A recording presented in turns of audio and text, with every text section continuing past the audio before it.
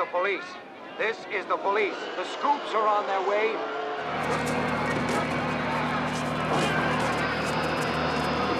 New York 2022. The mindless activities of humanity have led to environmental pollution and global warming, complicating life for mankind. The polluted atmosphere has destroyed nearly all natural wildlife, leaving people to fend for themselves. Natural foods are scarce, and people survive on concentrates produced by the large corporation, Soylent. Their latest product, Soylent Green, is made from plankton and promises to feed everyone. However, it is currently produced in insufficient quantities. New York Police Detective Frank Thorne lives with his old friend, former police analyst Solomon Sol Roth, who has an excellent memory and serves as a kind of archive for Thorne. Moreover, he has preserved a police reference library to help his friend with investigations. This day begins with a conversation about a recent murder. Sol grumbles that Thorne expects too much from his notes. This isn't the Congressional Archive. Meanwhile, the power goes out. Sol reminisces about the old days when food was real and electricity worked without interruption. But people ruin nature, and now everything is dying. The man sits on a bicycle, which generates energy for the apartment, while Thorne heads to work, stepping over the bodies of homeless people sleeping right on the staircase of his building. The streets are clogged with old cars that, due to a lack of fuel, now serve as homes for the poor or as venues for criminal meetings. In one of these cars, a young man named Gilbert receives a metal meat hook and instructions for an upcoming job from a criminal world representative. Meanwhile, in the apartment of the wealthy William Simonson, his girlfriend Shirley plays on a machine gifted to her. She is very pleased with a successful move and thanks her master when the security guard Fielding arrives to remind the girl that it's time to go. The couple heads to a store where the vendor sells them expensive products and shows them an item completely unattainable for ordinary people, a beef tenderloin. At this time, Gilbert uses the hook to infiltrate the residential complex for the privileged and ascends the Simonsons' apartment. Seeing the young man, the wealthy man remains completely calm, making no attempt to flee or call for security. Gilbert apologizes and explains that those who sent him can no longer rely on Simonson's silence. The wealthy man agrees with all his arguments and calmly confirms that what Gilbert is about to do is necessary for God. The young man raises the metal hook and strikes Simonson on the head. Sometime later, Thorne arrives at the deceased's home to investigate the case. He questions the caretaker, who assures him that the cameras malfunctioned, and leads the detective to the apartment where Shirley meets him. Ignoring her, Thorne examines the body of the deceased. Searching the apartment for clues, Thorne finds and consumes whiskey, beef, and other foods unavailable to him. Fielding talks about the shopping trip, and the policeman enjoys washing his hands in clean, warm water. He then collects the found papers, some pleasant items like toiletries, and the food into a separate bag, taken from Simonson's bedroom. Meanwhile, Shirley is distraught, thinking that if she hadn't left, Simonson would still be alive. But Fielding refutes her certainty, saying that she likely would have died too. Later, Thorne interrogates the girl, examining her hands. He doesn't fully believe in her sincerity, but Shirley assures him that she wouldn't risk her job. The fact is, she belongs to this apartment, like furniture. Now she will wait for the new tenant if he wants to keep her. At this time, Thorne is informed about the arrival of the sanitation crew. He orders them to take Simonson to the dump, but the crew reports that the wealthy man will be sent to the incineration plant. Shirley is saddened by this outcome, as she still remembers her grandmother's proper funeral. Thorne takes the bag of items and leaves. He returns to the apartment, stepping over the bodies of the homeless, and hands Sol gifts he hasn't seen in a long time: clean paper, soap, and pencils. He also lays out a classified Soylent report related to oceanography found in the deceased's apartment. Sol is overjoyed to see vegetables and cries at the sight of meat. The next day, Thorne goes to work. His boss, Lieutenant Hatcher, is unhappy that the case is still unsolved, but the policeman is convinced that the murder was a contract killing. Nothing was stolen from the apartment, there was no security, and the killer used a meat hook instead of a weapon to simulate a simple robbery. Therefore, the first thing the detective decides to do is check the bodyguard, and after tracking the man, he finds his girlfriend, Marta's apartment. Thorne searches the place, notices a spoon on the table stained with strawberry jam, and concludes that this is too luxurious an item for the bodyguard's girlfriend. Returning home, he sits down for dinner, prepared by Sol from the products he brought the day before. The friends savor long-forgotten tastes, and then Sol gets to the report. Studying the books brought by Thorne, he learned about Simonson's biography and his longtime partner Santini, who now serves as the governor of New York. Together they created the Soylent project, which became very profitable for its developers. Thorne goes to the phone booth on the corner and reports to the lieutenant what he has learned, unaware that the person who gave Gilbert the meat hook is in his office. Meanwhile, a party is taking place in Simonson's apartment, organized by Shirley. Thorne arrives and demands answers to his questions. Shirley can't say anything specific, as Simonson didn't confide in her. However, she does know Santini. Simonson introduced her to him. In fact, Simonson had been acting strangely in recent months, worried and even visiting church. The couple retreats to the bedroom when the building manager bursts into the hall. He behaves very rudely with the girls, and Thorne declares that he asked them to gather to ask questions. The manager is forced to back off, but the upset girls leave. Shirley offers Thorne to stay the night, take a real bath, and enjoy breakfast. She doesn't like being alone and is happy with the man she likes, as the others don't ask her opinion. Thorne agrees to the invitation. The couple takes a shower together, enjoying amenities unavailable to ordinary mortals. Later, Thorne visits the church where the deceased wealthy man had gone. On the porch, he finds a dead woman with a child tied to her hand. Realizing that the mother can no longer care for her daughter, he takes the child and carries her into the church. But the building is crowded with people who have nowhere else to go. Finding the priest to whom Simonson confessed, Thorne tries to question him. However, exhausted by the huge, sick and hungry flock, the priest only remembers the fact of the wealthy man's confession, not its details. Yet, under pressure from the policeman, he admits that the truth is killing him. It's so monstrous. Thorne returns to the lieutenant, who informs him that the Simonson case is closed, as it's a simple robbery. He asks to rewrite the report, but Thorne refuses to do so, finding everything too suspicious. For refusing to obey, Hatcher assigns Thorne to patrol the streets. That same day, Governor Santini is informed about the persistent policeman who refuses to close the case. Learning about Thorne's visit to the priest, Santini orders his elimination. Fielding goes to confession. Meanwhile, Thorne is patrolling the street where the Soylent distribution center is located. A large crowd gathers, and soon the product runs out, causing discontent among the crowd. The police recognize the danger and try to quell the unrest. However, people start rioting. The killer sent after Thorne tries to get close to him as machines with scoops arrive to load people into the truck beds and take them for processing. The killer shoots but misses, killing a woman standing next to the policeman. The crowd goes wild. The killer tries to reach Thorne, injuring several rioters and wounding the policeman in the leg. Thorne tries to capture him, but seeing the weapon, pushes the guy. He flies straight under the scoop of a machine and dies, depriving the policeman of the opportunity to question him and learn the truth. Nevertheless, convinced of Fielding's involvement in the conspiracy against him, Thorne sets up an ambush in the bodyguard's girlfriend Marta's apartment.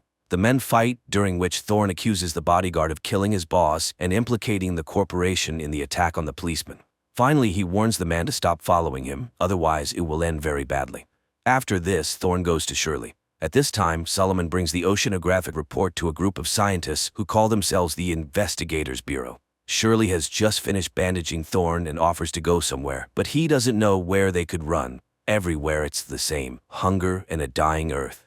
The girl is upset as the new tenant is arriving today, but the policeman is sure she will please him. Meanwhile, the scientists announce the results of their research to Saul, and it is truly horrifying. Simonson, being a member of the Soylent board, learned everything, and his psyche couldn't handle it. The corporation realized they couldn't rely on him.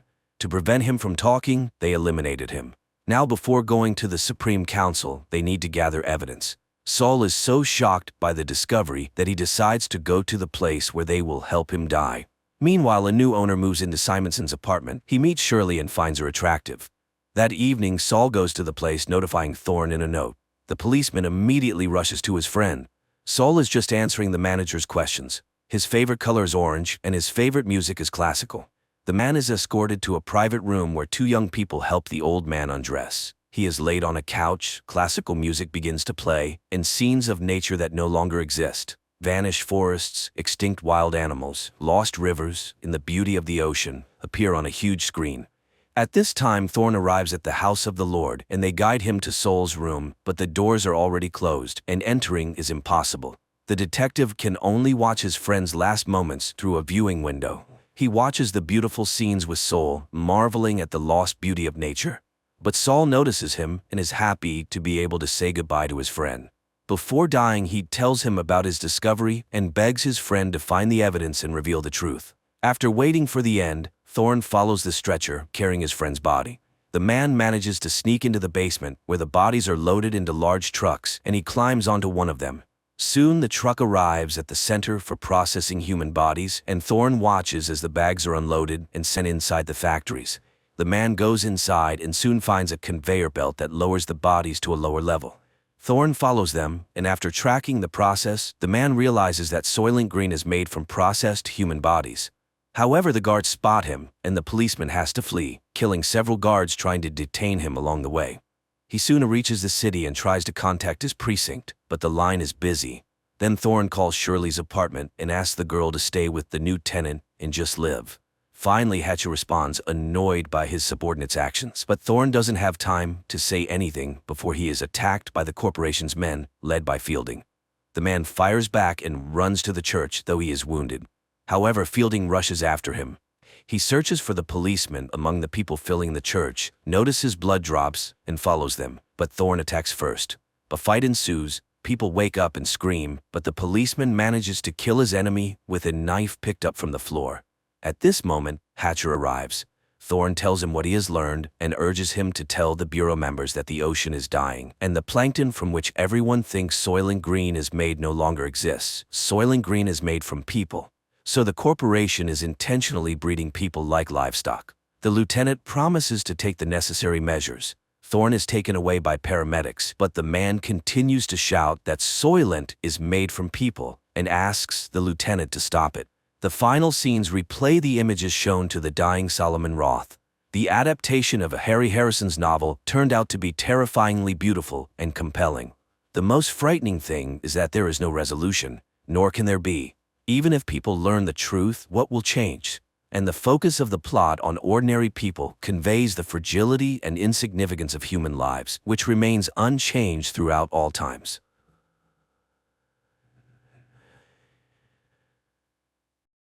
The 1950s. Alice and Jack live in a typical American town. They hang out with friends, have fun, drive around, and love each other. One day, while Alice is getting ready for a party with friends, Jack goes to work with a crowd of other white-collars. A female voice narrates that today is the 997th day. All employees are on their way to headquarters. All residents are safe and accounted for. Ladies are wished a good day, and Alice starts her household chores.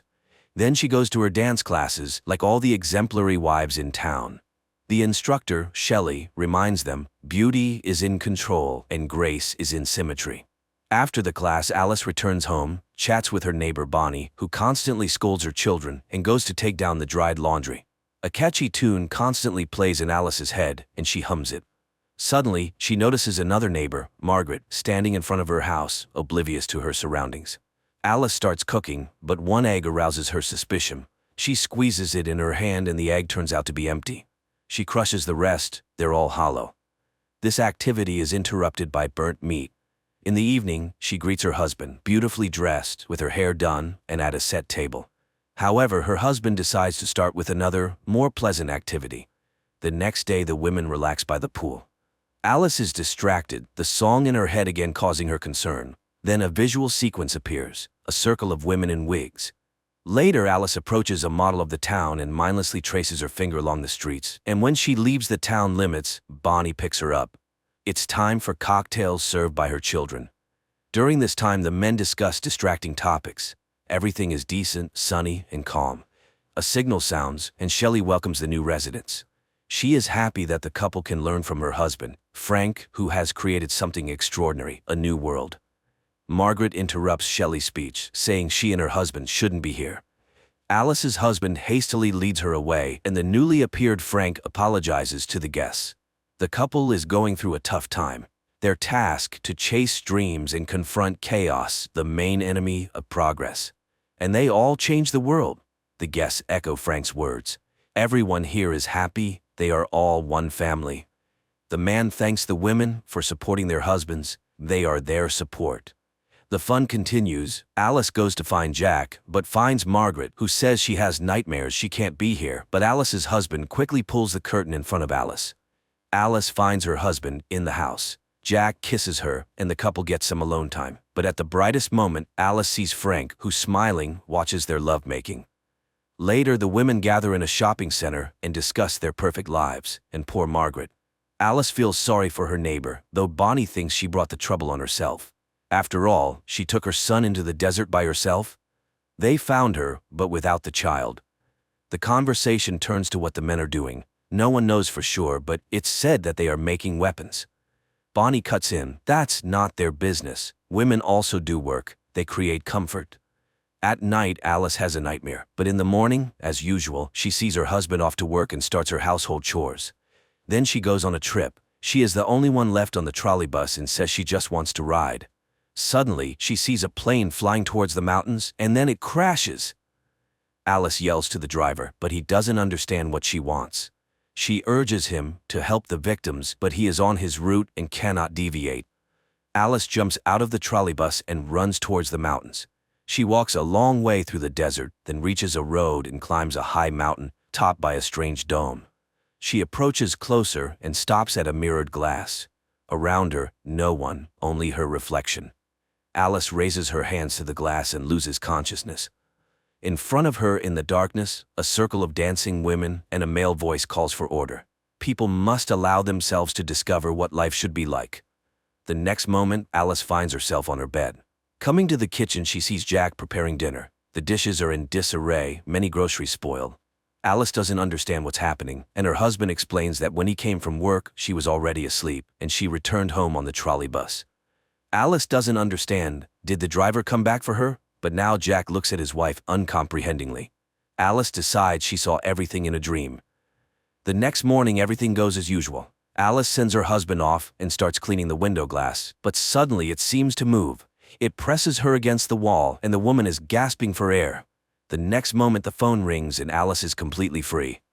Margaret's voice on the phone urges her to get out of there. After all, she was there and saw it all herself. Alice again sees dancing women, but now it is herself and her friends.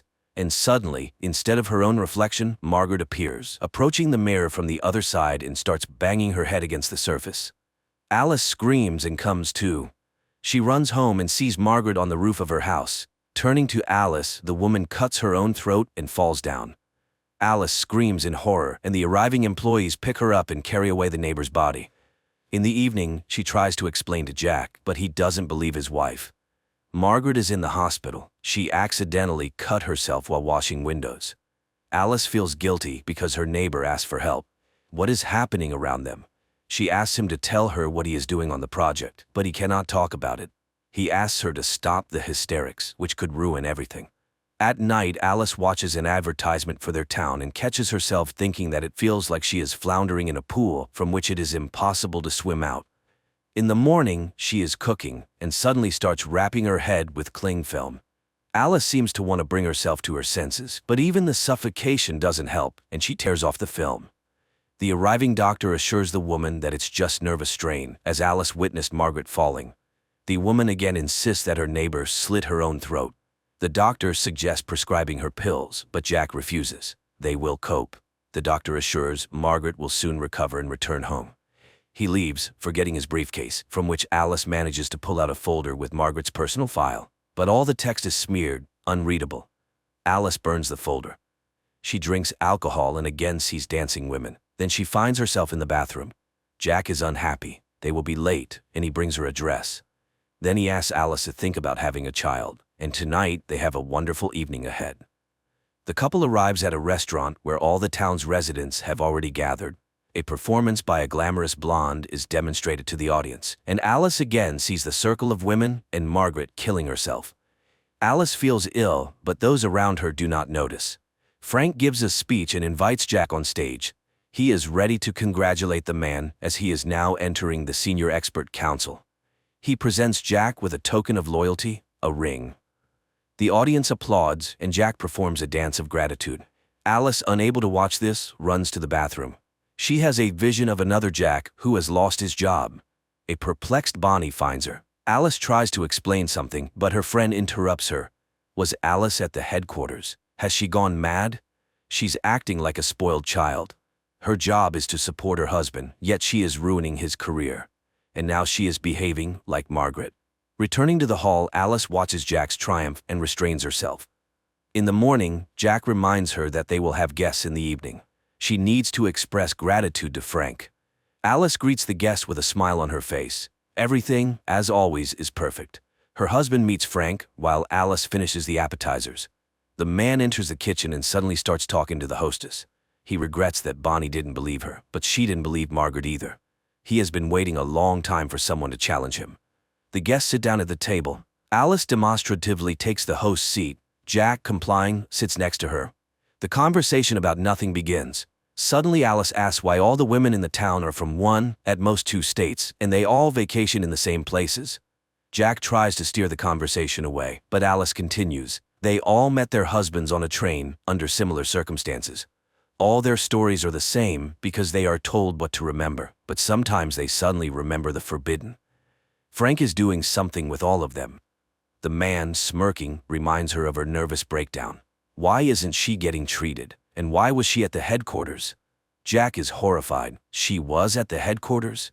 Frank continues. She broke the rules. It's the result of psychosis, but she revealed herself to him in his bedroom. Alice is stunned by such a dreadful lie, but Jack believes Frank unconditionally. The woman tries to appeal to the guests' common sense. Where do these products come from? And what's in them? But then Shelley stands up. She will no longer allow her husband to be insulted. The guests leave. Frank is disappointed. He expected something more interesting from her.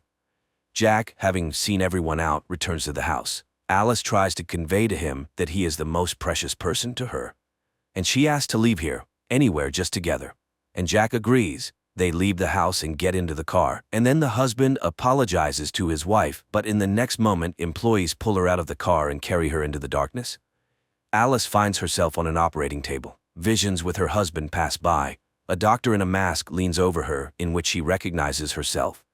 In the next moment, Dr. Alice finishes the operation and goes home, where her unemployed husband meets her. He hasn't prepared dinner because he didn't know what she would want.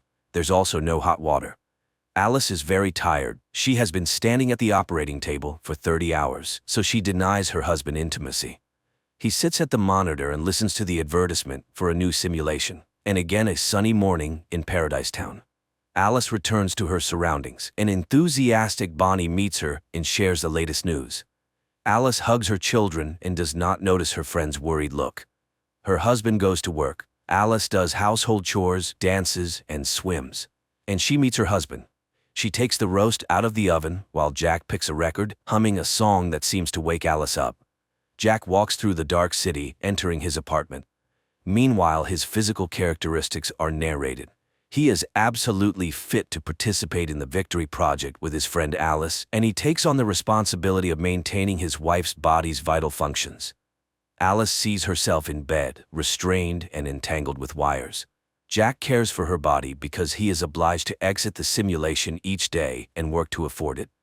The man lies down next to her and hums the song that Alice is hearing now. She realizes he has deprived her of real life, but the man did this to save her from constant work. Frank created this world so they could live as they wanted. He works like a damn soul for this, but she is happy. But what about the others? So they really are hostages. Jack hugs her, but Alice hits him on the head. The next moment, Bonnie finds her. Jack is dead, and she immediately reports it to Frank. Bonnie confesses that she knows everything about the simulation. She chose this life herself because here she can be with her children, who are alive, but other women know nothing. Alice must run, or they will kill her. The woman steps out into the yard, goes to Jack's car, and drives into the desert. Employees chase after her. Cars catch up with her, but Alice, making a maneuver, causes a collision in which a doctor dies. Her pursuers continue the chase. Frank is informed of the incident. He orders the woman to be captured at all costs. In the next moment, Shelley stabs him with a knife. He is a fool and has botched everything. Alice races towards the mountain, but near the summit, her car stalls. She continues on foot. Employees pursue her, and there ahead, the dome. The woman approaches it, her pursuers just steps behind her, and suddenly feels her husband's hands on her shoulders, asking her not to leave him. Shelley reaches out. A strike. Darkness. Visions of the perfect life and victory. And a sigh from a woman waking up in reality. That case when it's hard to take someone's side. The husband deprived his wife of reality with good intentions to make her happy, and probably many would want to escape into the simulation from everyday problems. But can you make someone happy against their will?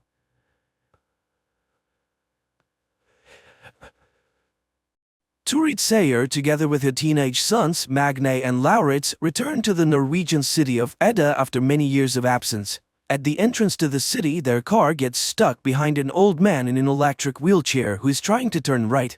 Magne gets out of the car to help, and the old man's wife approaches him. Looking into the guy's eyes, she smiles with satisfaction. He's a good boy, and then she touches his forehead. Magne's iris changes color for a moment, and then the guy feels something unusual in the perception of the world. He returns to the car and, trying to close the window, breaks off the window lifter handle. Stunned, Magne turns the thing in his hands and suddenly says that it's going to rain. Mother and brother laugh. There is not a cloud in the sky, and immediately the car is showered with a heavy rain. They continue on their way and get to their grandmother's old house. Lauritz is not happy that there is a shabby-looking trailer near the house, and Magne picks up an advertisement that calls for making the air of the city cleaner. The next morning, the guys go to school. Oddly enough, the brothers are assigned to the same class. The thing is, Magne is dyslexic, which is expressed by difficulties with word recognition and insufficient abilities in reading and writing. Magne's attention is immediately drawn to a pretty blonde, Gry, but Lauritz is ahead of him, and Magne has to sit in the back of the class next to Isolde, who is not popular at school. A lesson on the Scandinavian gods begins, and Magne learns that Edda is the last Norwegian city to convert to Christianity. It was here that Ragnarok took place, during which the gods died, and the fate of the giants remained unknown. During lunch, Magne sits at Isolde's desk again and learns that she's on the side of the Greens and is fighting against the pollution of the world. She also introduces the guy to Fjord Utol as son of the owner of the Utol Industries factories, Fjord's sister Saxa, and their mother, the director of the school by the name of Ran. And then she talks about her blog on YouTube. At the end of the classes, the two leave school together, and then Isolde notices that one of the wheels in her bicycle is bent. Much to the girl's astonishment, Magne easily fixes the brake and returns the wheel to its original condition, which surprises him as well. In addition, he notices that his eyesight has begun to improve. The next day, he, Isolde, and Gry get a general assignment in sociology and begin to study democracy. Magne suggests studying the topic by using their town as an example. At this moment, he sees his mother, who has come to talk to the director. The women discuss boy's progress at school and recall the tragedy that happened many years ago when the boy's father died under mysterious circumstances. Later, the mother notices that Magne is not wearing any glasses and does not understand how this can be. But she's distracted by Vidar Utol's car. It turns out that she and Vidar have known each other for a long time. After returning home, Vidar tells his wife Ran about the meeting with the woman, while their children Fjord and Saxa discuss their appearance and whether it matches their age. Vidar gives them a task to follow Magne, who is currently engaged in repairs, and notices a rune carved on his father's tools. Later, the guy visits Isolde's page and looks through her materials about the strange death of the fish in the fjord. The next day, the girl invites him to her place and reminds him that he no longer needs glasses. While choosing water in the store, she explains to Magne that he can't drink tap water in Edda, and the store clerk suddenly warns the guy about the danger of the vernal equinox. In Isolde's house, the guy finds out that the history teacher, Erich, is the girl's father. At dinner, she invites him to go with her to the mountain as she monitors the speed at which the glacier is melting. They can go down by paragliding. The girl asks her father questions about her mother's death, but he keeps silent. Magne shares his memories of his father, and sweeping the girl's diary off the table, finds out that she has been hopelessly in love with Saxa for a long time. The next day, he tells his classmates about the upcoming hike in the mountains, while Fjord invites everyone to a party at his house. Returning home, Magne finds his mother repairing the fence, and his attention is drawn to his father's sledgehammer marked with the rune. The next day, Magne and Isolde go to the mountains. Soon they reach a blocked bridge, but Magne resolutely steps over the warning sign. Suddenly, the boy gets a text that his mother is unwell. He hurries to the city and Isolde goes on alone. Meanwhile, Vidar's car is driving along the mountain road. Stopping on the side of the road, Vidar goes outside, undresses, and starts hunting deer grazing on the mountain. With one blow, he kills the animal and rips out its heart. Meanwhile, Isolde reaches the glacier and sees her marks. She takes water samples and then notices the thawed entrance to the cave and photographs it. Once inside, she finds a door blocking the entrance to the depth of the cave. Standing over the fjord, Vidar eats the raw heart of the deer and emits a heart-rending cry, which frightens Isolde. Upon reaching home, Magne discovers that his mother is absolutely fine and, angry at his brother's stupid joke, goes outside. He sees Isolde paragliding down the mountain.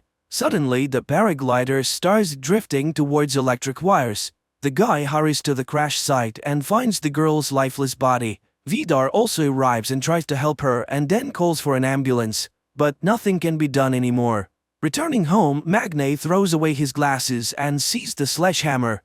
The distraught guy throws the hammer and it disappears into the clouds, which are instantly covered with lightning. After everything that happened, Magne is taking the death of her friend hard and decides never to wear glasses again.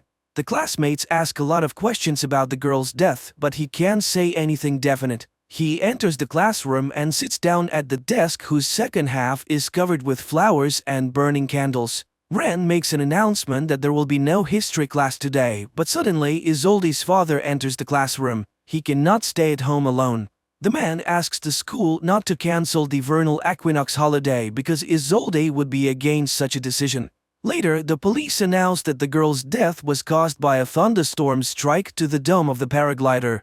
But Magne objects. Everything happened before his eyes, and there was no thunderstorm at that time. Nevertheless, the case is being closed. On the same day, Vidar asks Stuart to get the insurance money for his car, which was smashed by some madman. And he sends the woman photos in which Stuart recognizes the sledgehammer. She hurries home to ask Magne questions, but he himself is shocked by such an accusation. The guy calculates how far he threw the hammer, 1,537 meters. But this is impossible. Magne buys a new sledgehammer and throws it in a deserted place late at night. And then he calculates the distance, 541 meters, which is several times higher than the world's record to a hammer throwing. Meanwhile, Vidar examines the sledgehammer while Ran speaks about the experiences of the school children who sincerely mourn the dead girl. And then the husband suddenly admits that he killed Isolde because she found the entrance to the cave. The woman gets angry. They agreed not to touch the children, but since it happened, they need to find Isolde's lost phone. At school, Gry and Magne continue to work on the project together and listen to a warning not to blame the destruction of the planet only on the rich. Later at home, sorting out his mother's things, Lauritz finds an old blouse. Magne invites Gry to work at his house, which leads to a heartfelt conversation about Magne's past. Meanwhile, Turid notices Erich in the store looking lost. She expresses sympathy and the man is grateful to her for it. Lauritz finds Magne watching the weather forecast. Magne insists that there was no thunderstorm the day Isolde died, and then he admits that it was he who threw the sledgehammer into Vido's car, but his brother doesn't believe it. The celebration of the vernal equinox begins at school. The classmates show Saxa a photo of an improvised altar at the site of Isolde's death, while Vidar inspects this area in search of the girl's phone. He notices that Magne is visiting the place too. At school, everyone is shocked by the sight of Lauritz, who came to the evening in his mother's blouse and with makeup. The headmistress opens the evening and offers a moment of silence for Isolde. Saxa sings a song about her native land, which is interrupted by the appearance of Magne. Later, Lauritz advises his brother to forget about Gry because Fjord is already hitting on her. Later, Lauritz starts hitting on Yakutu. Then the headmistress takes the two boys away. Magne sits down with Gry, but Fjord invites the girl to a dance, and the guy has nothing to do but sit and watch. Watching them, he crushes the bottle in his hand and it shatters into small pieces. He goes to the men's room where he meets Oscar, whose mother is a police officer, and he blurts out that the girl died from hitting a rock. At this time, hot dancing begins in the hall, and Magne sees the headmistress surrounded by boys. Fjord puts on his music and he and Saxa begin a strange sensual dance to which Lauritz joins. The three of them squirm on the dance floor much to the delight and astonishment of the crowd. Magne goes to Isolde's father's house and informs him about the change in the cause of his daughter's death. He is sure that the police are lying, but the inconsolable father asks to not disturb the peace of his dead daughter. Out of anger, Magne easily moves the multi-ton car in front of the house, which terrifies Erich. At this time, Fjord, Lauritz, and Oscar are going to the altar, and younger Utul, ridiculing people's stupid beliefs, urinates on the burning candles. Oscar manages to record this and upload everything to the internet. Fjord orders the video to be deleted, but it has already gone online. Magne is reviewing numerous notes about violations of environmental regulations by Utul Industries, which Erich shows him, and he throws away the girl's diary because she has the right to personal secrets. And at Utul's house, the owner is feeding his dog when Ren shows him a scandalous photo from the altar. The husband promises to deal with this issue. Sex is trying to find out at least something new about Magne from Gry, who stayed overnight at their house, but she does not know anything. She goes to the bathroom and witnesses Vidar beating his son.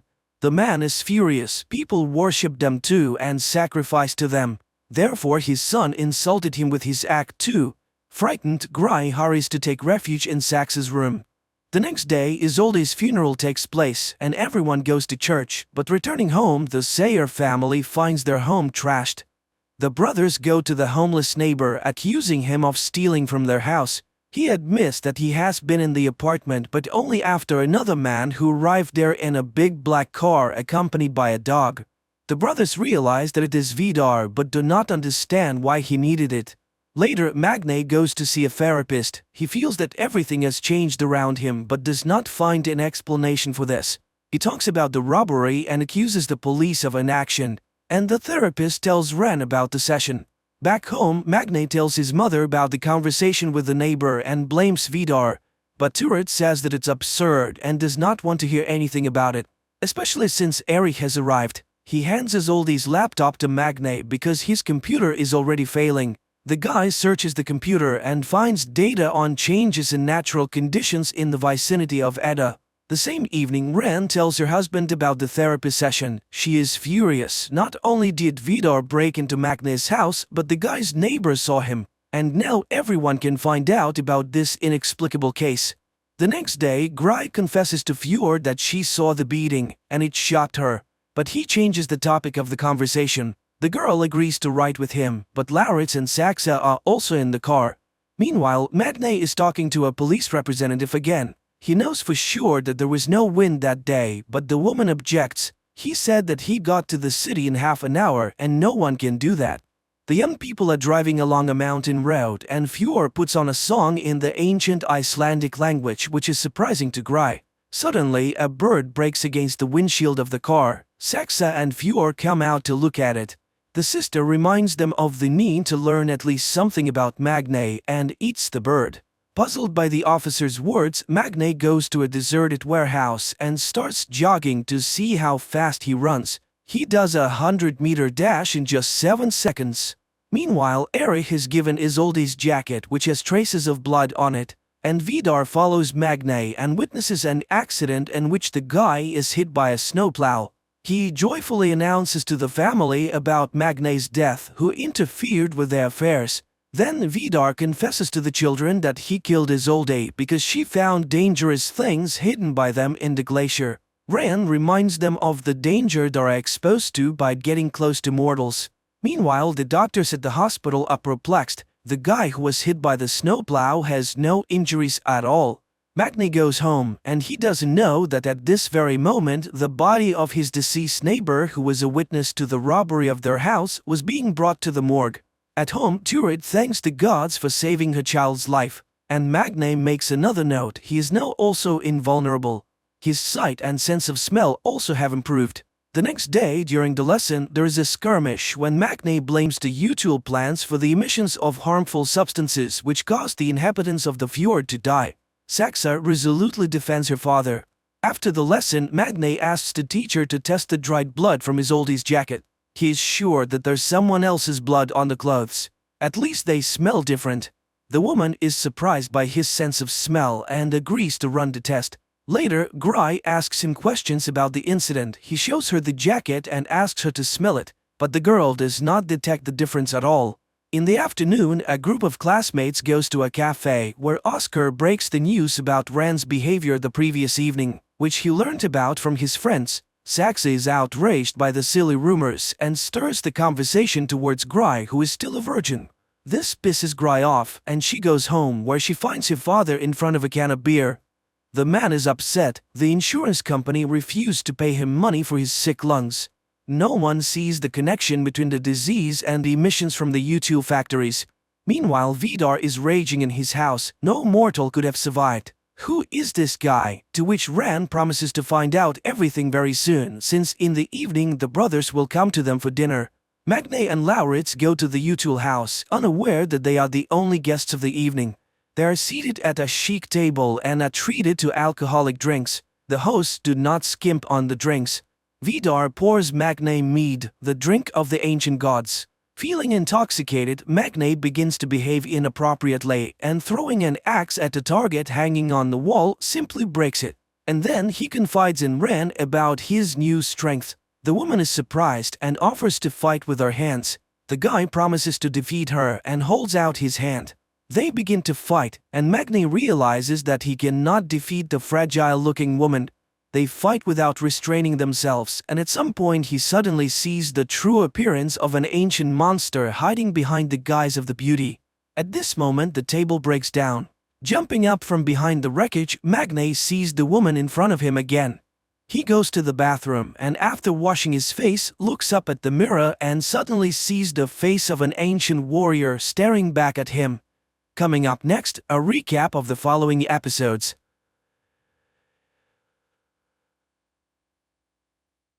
It all begins in a desert, where a lone child stumbles along, gnawing on a human finger, searching for his mother. A few miles away, a car drives down a road that abruptly ends in the middle of the desert.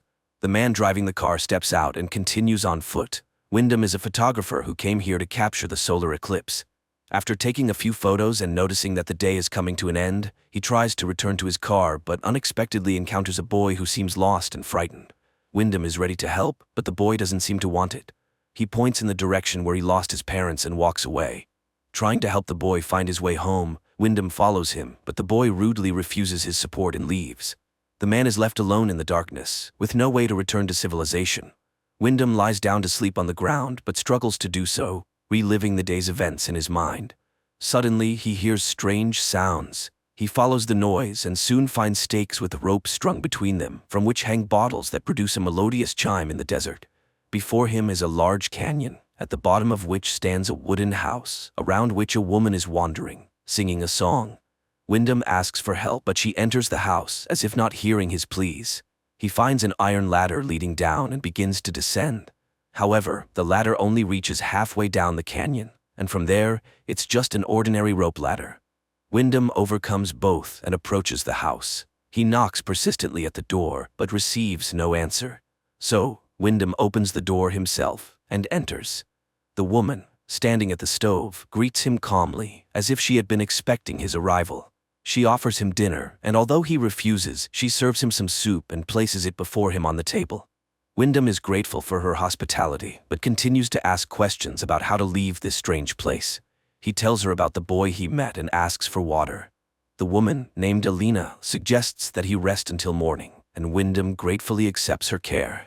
He lies down in the bed she points out, observing as Alina tidies herself and notes that she is young and beautiful. The next morning, he gathers his things and heads outside, hoping to find a way home. But strangely, he cannot find the rope ladder he descended the previous day.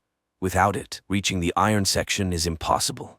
Wyndham returns to the house and, taking out his camera, takes pictures of the surroundings and the drawings on the canyon walls. Everything is quite gloomy and reminds him of death in all its forms. He then notices Alina, who is busy repairing the roof, and asks her about the missing ladder, but she either does not understand what he is talking about or pretends not to. Although her words imply that there are other residents here, she does not tell him anything directly. Disappointed, Wyndham walks around the canyon, periodically calling for help, but to no avail.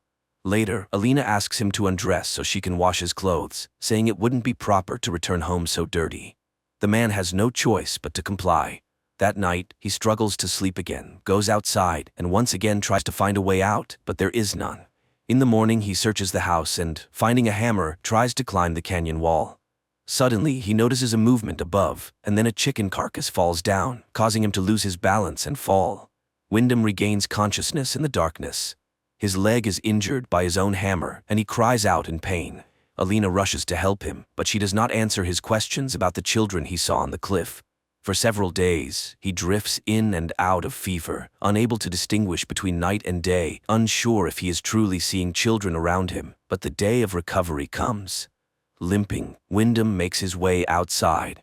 He demands that Alina tell the children above to pull him out of there, but she pretends not to understand him. She offers him to stay, promising to take care of him and ensure his well-being. But Wyndham doesn't need this. He wants to return home, to his work. He rudely pushes Alina away, rejecting any help. The man examines his leg and realizes that it will be a long time before he can use it fully. Suddenly, he hears voices from above and looks up to see the boy holding a little girl by the hand. The pair cheerfully ask how they can help, and upon learning that Wyndham wants to climb up, the boy promises to bring ropes and pull him out with his winch. But before leaving, he asks a rather strange question about Wyndham's favorite color. Wyndham replies that it's red and begs them to hurry. The boy and girl leave, and Wyndham checks his wallet in his pocket, not intending to return for his other belongings. Suddenly, a rope falls from above, and the same boy advises him to tie himself tightly, which Wyndham does. They begin to pull him up, and the man is already anticipating his rescue. But about halfway up, the rope stops. Dangling over the canyon, Wyndham screams, then tries to climb the rope himself, but lacks the strength and ends up hanging helplessly under the merciless sun. He regains consciousness from moisture, but when he looks up, he sees the boy spraying him with a hose, mocking the helpless man. Several other children appear on the cliff, ranging from very young to older teens. They are all dressed in clothes obviously taken from other people and behave inappropriately. Taunting Wyndham, they start swinging the rope, causing him to crash into the canyon walls, instinctively calling out for help from Alina. He sees the woman shouting angrily at the foolish children and loses consciousness after another blow to the wall. That night, he wakes up in bed and immediately tries to get up. Alina doesn't understand where he is headed, but Wyndham is willing to do anything to escape. The woman explains that the children are homeless, gathered in the desert together, surviving as best they can. Neither of them notices that while they talk, the children stand on the cliff, watching the house's windows burn. The next day, Wyndham watches as Alina releases a bird, envying its ability to fly. The woman brings him a spare set of clothes from somewhere, and although he didn't ask for them, he is touched by her care. Time passes. One day, Wyndham plants a small garden at the bottom of the canyon. Occasionally, the children bring them various items, food and drinks, which surprises Wyndham since there are no stores around. He doesn't understand their behavior. First, they feed him, then they mock him, but Alina accepts it all as normal. The man becomes more involved in the household, marveling at Alina's quiet demeanor. One night, he tries to ask her questions, which are interrupted by cries from the yard. Alina advises Wyndham not to go outside when the children behave like that, but he rushes out into the night and sees the boys, dressed in outlandish clothes, gathered around the house. They start taunting him, pushing and beating him, but suddenly disappear into the night. Wyndham demands answers from Alina. Who are these children? Why do they live here? And why does she stay in this horrible place? But the woman remains calm, not admitting that she is a prisoner. That evening, she comes to Wyndham. The man, starved for female attention, eagerly welcomes her. Time passes, and the first sprouts appear in Wyndham's garden. One day, the boy in the cap calls to him from above. He is friendly and promises to bring some soda. Wyndham returns to his plants and unexpectedly finds a wedding ring and car keys buried in the sand. That evening, Alina shows him a portrait of a woman. Calling her the first mother, she confesses that she is expecting his child. Stunned, Wyndham can't believe his ears. He never wanted to have children here, especially with a woman he barely knows. He yells at Alina, but he has no choice but to accept it. The next morning, he finds his garden destroyed by local birds, but Alina willingly helps him replant, which earns his gratitude. Gradually, life in the house falls into some semblance of order. Alina runs the household, and Wyndham exercises, working on his leg. One day, the boy in the cap visits again. He is very curious and asks Wyndham many questions. Wyndham asks him to help Alina, as she is going to have a child and they will need a doctor. The man asks the boy to bring some rope and something heavy to use as a counterweight. He plans to climb out and take them to the city, where he can take care of the woman and the boy. The boy promises to do everything when everyone is asleep or gone, but then one of the older boys appears and takes him away. Later, Wyndham tells Alina that the boy wants to study, that he is smart, different from the others, and wants to live differently. The man wants to help him, and help her too, but Alina reacts strangely. She tries to find out exactly what Wyndham is missing here. When he mentions freedom, Alina is puzzled. After all, no one forbids him from doing anything here. Isn't that freedom? Then the man tells her about the outside world, remembering the ocean and a cheeseburger. Alina doesn't know what that is, so Wyndham explains what the dish consists of. The woman admits that her mother used to say that mirages live outside. But here, in the desert, everything is real. Wyndham takes out his camera and shows her the photos he took on the day he ended up here. But what impresses the woman is not the solar eclipse, but a random shot in the car with music playing in the background. At night, he has nightmares about the terrifying faces of the children mocking someone. In the morning, he hears Alina's terrible scream from the yard, and rushing outside, he sees the boy in the cap crucified over the canyon on wires. The savages stand on the cliff, laughing. The woman suddenly declares that brothers wouldn't do such a thing. She accuses Wyndham of killing her son and strikes him on the head with a board. When he comes to, Wyndham finds himself in a cage. Despite his pleas and begging, Alina has no intention of letting him go. She feeds him like an animal, and her children come to watch his suffering. One day, he sees a girl standing on the cliff. She is clearly not from here. Wyndham catches her attention, though he is terrified to shout, fearing to wake Alina. Whispering, he begs the girl to call for help. She understands him, promises to do everything necessary, and leaves, assuring him she will return soon. Wyndham waits in hiding, watching the heavily pregnant Alina as she goes about her chores. Suddenly, he hears screams and sees the savages catching the girl. They drag her to the cliff and dramatically kill her before his eyes. Time passes. Wyndham remains in the cage. He involuntarily witnesses unnatural rituals performed by Alina, her children, and her brothers. One day, he suddenly tells Alina that he wants to stay here forever, to raise his child and love Alina, who will become his queen. He will teach the child everything he knows and is ready to give himself completely. And this is his choice. But hearing the word choice, the woman laughs. He never had one. He is just a seed blown here by the wind. And this child is only hers. The man will stay in the cage until the baby is born. After that, nothing in the desert goes to waste. Finally, the day of birth arrives. Alina screams in the house as Wyndham paces in the cage. The woman reaches him, begging for help, as she has never had such a difficult birth before. She releases the man from the cage, and he does his best to ease her pain.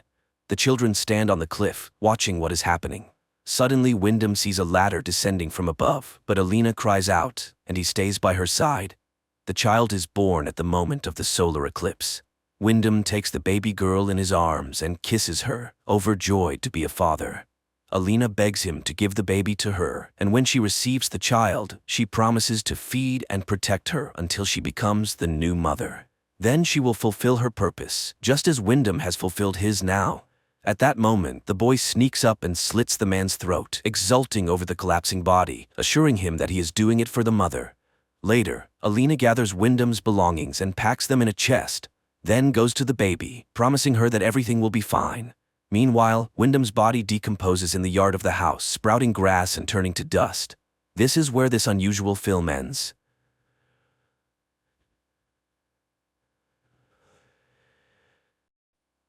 After a young priest arrives on an isolated island, supernatural events, incredible miracles, and frightening omens begin to occur. And it turns out that all of this is caused by the blood of an angel, which turns people who drink it into demons. Riley Flynn looks in horror at the girl hit by his car. The man realizes he is guilty because he was drunk, but there is nothing he can do about it. Later, the man freely admits his guilt and goes to prison, where every night before going to sleep he sees the girl he killed. 4 years have passed. Riley's mother, Annie, eagerly awaits his son's arrival in his homeland, a fishing village on Crockett Island off the coast of Washington state, and raises her youngest son, Warren, forbidding him to go to the peat bogs. But the boy wouldn't listen to her lecturing, and having met his friends, he goes to the forbidden place because no one will prevent the young people there from trying illegal substances and having a great time. They buy the stuff from a local dealer and go to the peat bogs. On the way, the guys stop at the house where Lisa lives. The girl cannot walk. She refuses the offered treat, and the trio goes on their way. At this time, a young man with a huge box locked with padlocks enters the door of the local priest's house. The boys get into a boat and make their way to the far shore of the island. It's already dark, so when they hear a sound of huge wings, the boys mistake them for a giant heron taking off. The peat bogs are also teeming with stray cats that were brought here from the mainland. and they feed on old remains because up until the 1920s people buried their dead right in the yards, and now when the peat bogs get flooded those remains resurface. Warren knows this because after storms all this creepiness washes ashore where their house stands. The boys settle in their usual spot and after taking some revelatory substances start telling tales about local ghosts. At that moment loud cat cries are heard from the bushes and Warren, shining his flashlight in that direction, sees two burning eyes following them, but they immediately disappear and the boy forgets about the incident. In the morning, Riley arrives on the island. Annie meets her son and apologizes for his father and younger brother who could not meet him because they were out fishing. Meanwhile, the ferry is met by a zealous parishioner, Bev Keane, who is concerned about the long absence of Father Pruitt, but the priest is not on the ferry. Meanwhile, teacher Erin Grin undergoes an ultrasound examination of the unborn child and the doctor assures her that there is nothing wrong with the baby. The women pay attention to Riley, from which they are distracted by the appearance of the doctor's elderly mother who suffers from dementia. Annie introduces her son to the new sheriff and the latter greets the boy. The sheriff then wakes up the only detainee, local alcoholic Joe, who came running in the night screaming that a huge albatross was chasing him. The sheriff releases sobered up Joe and he walks out to his dog who has been waiting for his master at the exit all night. Bev, who is passing by, is indignant. The dog is dangerous, it could attack, but they don't listen to her. Meanwhile, Riley and Annie reach their house. The woman shares her problems. There has been an oil spill accident and now fishermen can only catch fish according to their quota. Naturally, this causes money problems. Previously, hundreds of families lived on the island, but now there are only dozens left. In the meantime, there is a meeting at the school because a storm is coming to the island very soon and it is necessary to make sure the shelter is ready. The new sheriff calls for it to be equipped in the school, but Bev objects. Everything has been ready in the church for a long time and there is no need to change anything. All members of the Flynn family finally get together for dinner. Riley informs them that he has to travel to the mainland to check in with the Alcoholics Anonymous, which is one of the conditions for his release. Warren talks about the new teacher, a daughter of an ex. Riley perks up. Is Erin really back on the island? And learns of her pregnancy. Annie announces that their old priest, Father Pruitt, has made the trip to the Holy Land, despite his age-related problems. Warren serves as an altar boy and is aware of the pastor's forgetfulness. Riley disappoints his parents. He has no intention of going to church, which incurs the wrath of his father, a devout Catholic. Meanwhile, Bev notices a light in the windows of Pruitt's house and upon entering stares in surprise at the man who meets her. And in the shoreline thickets, attacks on the cats begin to occur. Before going to bed, the father tells Riley that after what happened to him, Annie goes to church every day and prays for him. He asks the boy to at least sit in the pew for it is very important to his mother. At this time, the new sheriff and his son perform namaz before going to bed. The doctor catches the mother trying to climb to the second floor, and Riley sees Warren climb out the window to go to his friends. At night, Riley as usual sees recurrent dreams of the dead girl and of himself sitting in the boat. The dawn is breaking. The altar workers are preparing for the upcoming church service and notice that the wine bowls are already full. The congregation takes their seats. Bev opens the service, people sing hymns while the new priest enters the room. Paul Hill has been sent to replace Father Pruitt, who has left and is hospitalized on the mainland. Paul conducts the service and administers communion to the faithful except for Riley, who has refused to do so. The new priest calls all the parishioners by name, explaining this by Pruitt's stories. Riley decides to accompany Erin, and the young people reminisce about their past encounters and talk about their experiences. They both vowed not to go back, but nevertheless they are on the island again. Riley lost everything after the accident and Erin is separated from her husband. The man admits that he read all about different religions while he was in prison because he hoped to find God but ended up being an atheist. And here he is of no use to anyone and doesn't know how to move on. In the evening, the storm comes to the island and Riley sees what looks like Father Pruitt walking along the beach, but when he goes out to look, he finds no one. And in the morning, people find hundreds of dead cats on the beach. The citizens cannot determine the cause of death of these animals, although the sheriff suggests some kind of disease, until he discovers that there is not a drop of blood in their bodies. Riley admits to seeing Monsignor Pruitt at night, but nobody believes him. Later, the man travels to the mainland while Father Paul holds a service. But the church is almost empty. Of the regular parishioners, there's only Lisa, the mayor's paralyzed daughter. The priest gives her communion, then walks her home and learns that the girl's mutilation is the result of an accidental shooting by drunk Joe. In the meantime, Erin catches Bev in the storeroom, from where the woman takes a box of poison intending to poison the rats, which have become too numerous. And Father Paul comes to Dr. Sarah's house to administer communion to her sick mother. The elderly woman calls him by the name of Pruitt, which her daughter believes is a symptom of the developing dementia. Back on the island, Riley speaks to Erin. It becomes clear that the two were romantically involved in their early youth. And Annie suddenly notices that her eyesight has improved considerably.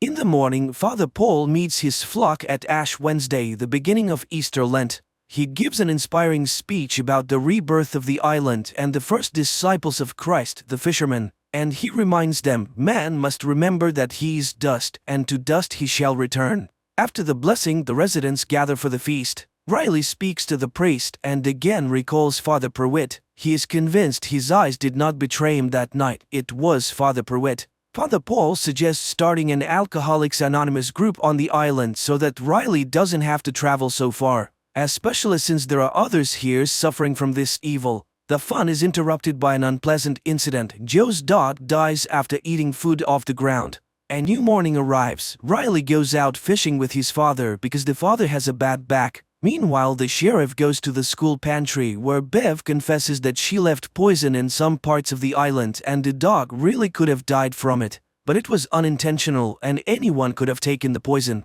In the evening, Riley visits Father Paul and reveals that Bev has extorted donations for the church from the parishioners after convincing them to accept an agreement with the oil company that poisoned the waters of the bay and to receive generous compensation. And it's the same story everywhere else in the world. Villages are getting poorer and churches are getting more luxurious. The father reminds Riley that he was once a believer, and the boy expresses his contempt for the doctrine of good deity because the idea that suffering leads to purification is appalling. At night, Erin sees a mysterious creature near her house and noticing the bloody discharge rushes to the doctor. But Sarah reassures the woman there is nothing wrong with her baby. Later, she has to convince the frightened mother that she just imagined a face in the window. Meanwhile, the dealer passing by an empty house hears strange noises inside. He walks through the door and is attacked. It is morning and Father Paul, for some reason, takes a particularly close look at Lisa. Then he insists that the girl get up from her chair and come up for communion. And to everyone's shock, Lisa gets up and walks up to the priest. At night, Father Paul enters the confessional and tells himself that he is lying to the parishioners. After all, Father Pruitt was sicker than they thought, and having gone to the Holy Land, the man often fell behind the group. But the parishioners don't need to know that. They will believe that their shepherd is being healed on the mainland and will soon return to the island to witness the miracles that are happening. For after Lisa's recovery, which is perceived by the residents as a miracle, a religious revival begins on Crockett Island. Except that Father Paul himself becomes sick and vomits blood after the accomplishment, which Bev sees, and then the woman notices a newspaper clipping with Father Pruitt's portrait hanging on the wall of the priest's house. The doctor examines Lisa and cannot understand the miracle that has occurred, but her parents strongly oppose her examination on the mainland. And later, the woman finds her mother on the second floor of the house, to which she climbed on her own, although she has not been able to walk for a long time. Meanwhile, suffering people begin to converge on the church, which pleases Bev immensely but displeases Father Paul. He doesn't need the publicity, especially since many, including Riley, think it's a misdiagnosis by doctors. But that same evening, a miracle happens to his father. The man suddenly stops having back pain and even asks his wife to dance. At this time, Lisa summons Warren and the couple runs off to have fun, and Riley goes to Erin. More and more parishioners come to the morning mass. And one day, Warren catches Father Paul pouring some kind of liquid into the wine, and during the sermon, the priest suddenly collapses without feeling. The story shifts to the time of Father Paul's confession, in which he tells the true story of Monsignor Pruitt.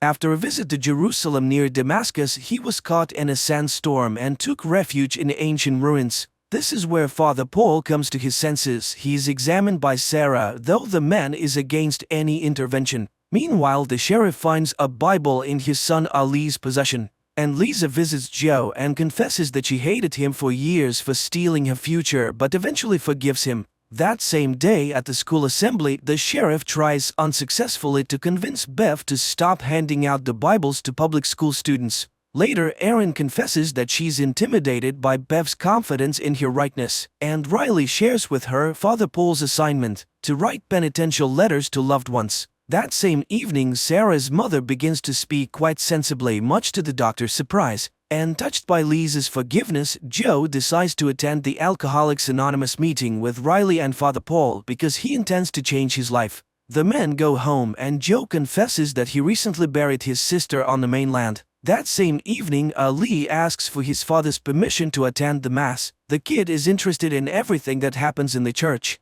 but the sheriff is against it. They are Muslims. Ali reminds him it's his father's decision, not his. But the father recalls how his dying wife praised Allah until the very last moment. God cannot decide who gets a miracle and who does not. The sheriff turns off the light and jumps away from the window because behind it is a pale face, but the next moment there is nothing. In the meantime, Father Paul collapses in front of Bev and the congregation and dies coughing up blood. The action carries over to the moment when Pruitt takes refuge in the dark cave. He burns matches, trying to make out the room where he is trapped, and suddenly sees two burning eyes. Then he is attacked by a nightmarish creature that sucks his blood and drinks his own blood in return. The priest concludes that it is an angel because when he wakes up in the morning, Pruitt finds that he is young again. So he decided to take his savior with him. He rode ahead, waiting for the angel to catch up with him. And he was very much afraid that the angel would disappear. Here on the island he hid it from everyone and lied to the parishioners because he was Father Pruitt. The next moment the priest comes back to life. During a scheduled checkup, the doctor informs Erin that her uterus is empty. It was probably a miscarriage. The woman is shocked. How could she not have noticed it at such a late stage? Meanwhile, Bev cancels the mass and her assistant notices the incredible resemblance between Father Paul and Monsignor Pruitt. She is convinced of the miracle and the others are simply frightened. Bev enters the priest's room and discovers that he cannot stand the light. It is also as if he can feel God inside him. Bev persuades him to manifest the miracle to his new apostles. Riley notices an improvement in his father's well-being, and the father confesses his unjust anger towards his son and asks for forgiveness for his omissions. Meanwhile, Sarah is collecting Erin's tests when her mother enters the office. She answers her daughter's questions confidently and looks much better than before. And then Sarah sees the blood in the test tube begin to boil in the sun and burn to the ground. In the meantime, distraught, Erin spends the day with Riley, mourning her unborn child and discussing their childhood. She resents her mother, who was a real dictator and never loved her daughter. And then she managed to marry her mother's mental double, which only her pregnancy saved her from. She just packed up and left. Then Riley recounts his dream. At this time, Father Paul is reciting prayers, which makes him sick, and then he notices the mark of the cross on his hand. He cuts his hand and drinks his blood. Joe tries to talk himself out of buying alcohol and he succeeds with great difficulty. At night, Father Paul holds an evening communion at the house of the doctor's elderly mother, Mildred, who recognizes him as Monsignor Pruitt. Meanwhile, Riley and Erin talk about their ideas of the afterlife and the basics of religion, after which they feel better. That same evening, Joe stops by Father Paul's house and witnesses Father Paul drinking communion wine. Joe looks at the portrait of Pruitt on the wall. Father Paul looks very much like him. The priest embraces Joe, who pulls away, falls, and smashes his head. Seeing the blood, the priest loses his mind and takes to drinking it. In the morning, Riley explains that his dream has changed. Erin has appeared in it, and the woman is sent to the mainland to another doctor. Meanwhile, Bev discovers Joe's dead body and exhausted Father Paul. She asks the mayor's wife to sing hymns, and she herself orders a couple of parishioners to dispose of the corpse. Bev believes that the priest's actions are justified and that his resurrection is a foreshadowing of Christ's second coming. At this time, Erin hears an expert opinion of the doctor, who doubts that the pregnancy was real. By evening, Father Paul feels good again. He holds an Alcoholic Anonymous meeting, explaining Joe's absence by his trip to see his sister. But Riley knows that this is not true and leaves the meeting confused. When he arrives home, he tells his mother about the priest's lies. At night, Father Paul is visited by Angel, who begins to fill the goblet with his blood, while Riley, determined to deal with it, returns to the recreation center. He opens the doors and is attacked by Angel. In the morning, Sarah's mother impresses her daughter with her blooming appearance, and the sheriff is approached by the mother of the missing dealer, who asks him to track down her son. Meanwhile, the parishioners are informed that the Mass has been postponed until midnight due to Father Paul's illness, and the startled people view Mildred, who is considerably younger. Erin, concerned about Riley's sudden disappearance, files a missing persons report with the sheriff, but the letter suggests that Riley may have gone on a bench or committed suicide. At Good Friday Mass, Father Paul delivers a sermon replete with militaristic rhetoric, urging the congregation to prepare for war as soldiers in the Lord's army. This sermon upsets Mildred, who forbids her daughter to attend the church any further. At night, Erin is visited by Riley, who asks her to go in a boat with him. The woman agrees, even though she suspects something is amiss. After sailing far from the island, Riley recounts what has happened to him. After Angel's attack, he quickly recovered under Father Paul's care. When Riley tried to go outside, he was burnt and was forced to return and listen to the revelations of Father Paul. The priest is convinced that the angel's blood is a gift from God, and he mixes it into his communion wine to cure the people of Crockett Island of all illnesses.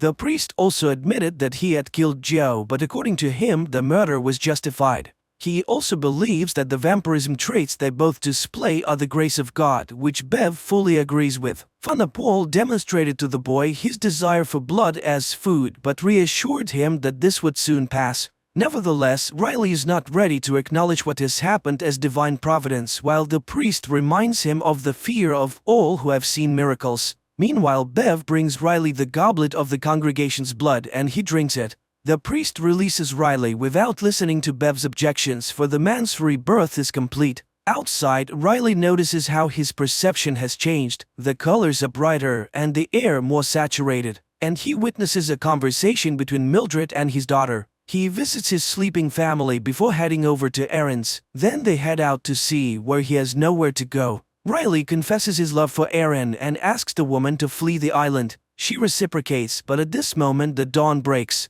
Riley sees in the boat the girl he killed in the accident. She smiles and takes his hand. Riley ignites and burns, turning to ash, and Erin screams in terror.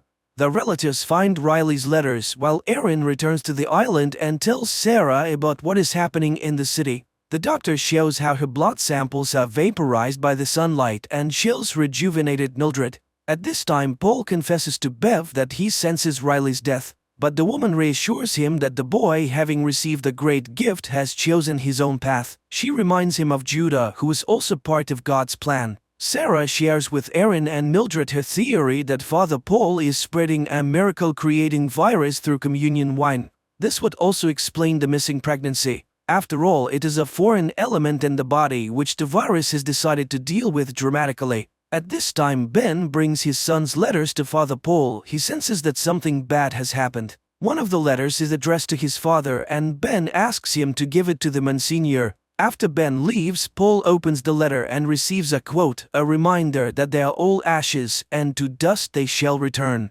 And Erin tries to tell Annie about Riley's death, but the angry woman throws her out, not wanting to believe the terrible news. Sarah informs the sheriff of her suspicions about what is happening in the church, but he refuses to take any action, not wanting to further aggravate relations with the locals, especially since he has already encountered unfair and prejudicial treatment. Erin, Sarah, and Mildred decide to move to the mainland, but find that the mayor has sent the ferries away for repairs, and the fishing boats are almost all in need of repairs. During the night, the power and mobile network go out, which are also shut down by Bev's handmaidens. Erin decides to go to the Mass to see the danger for herself. Meanwhile, the sheriff allows his son to attend the midnight Mass, and he asks his father to go with him. Before the Mass begins, the townspeople make a procession around the island with candles and hymn singing. The service begins with Father Paul confessing to our lie. Then he confesses that he's Monsignor Pruitt.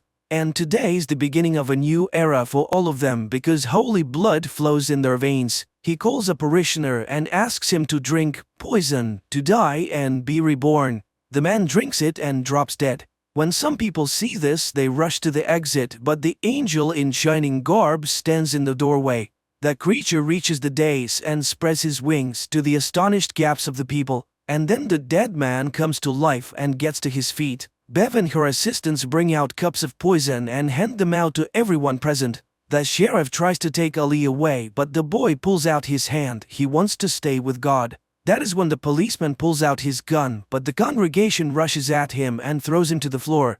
The boy, in spite of his father's screams, drinks the poison. Lisa's parents do the same, but the girl refuses. Unimaginable things are happening all around. Some are drinking the poison, the others are pushing the cups away. Then Mildred raises the sheriff's gun and shoots Father Paul in the head. A vampire attacks her and carries her away in his claws from the church. Bev orders the doors to be locked. Meanwhile, Ali comes back to life. The dead parishioners are resurrected as vampires and, hungry, attack those who have not drunk the poison. All hell breaks loose with screams and blood everywhere. Ed turns into a vampire and Sheriff Aaron, Lisa, Sarah, Warren and Annie flee. But Bev gets in their way. Aaron shoots her, after which the group escapes. Father Paul regains consciousness while resurrected Bev and her assistant send vampires to attack the townspeople who are not present at the church. After the parishioners turned vampires have left the church, Father Paul is resurrected and, disappointed by the outcome of the mass, removes his robes and remains sitting alone on the steps of the altar of the bloody church, looking at Mildred, who has also turned.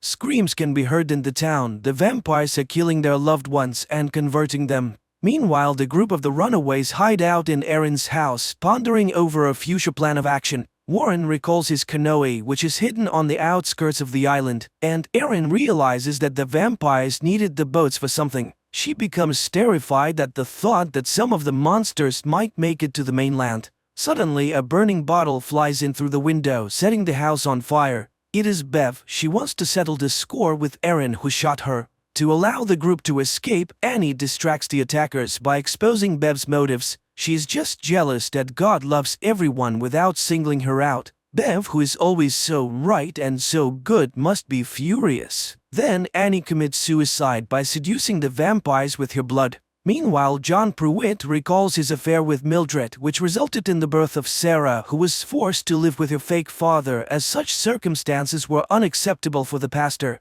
The priest admits that the main reason for bringing Angel to the island was his desire to cure Mildred and live in peace with her and his daughter as a full family. The survivors decide to split up.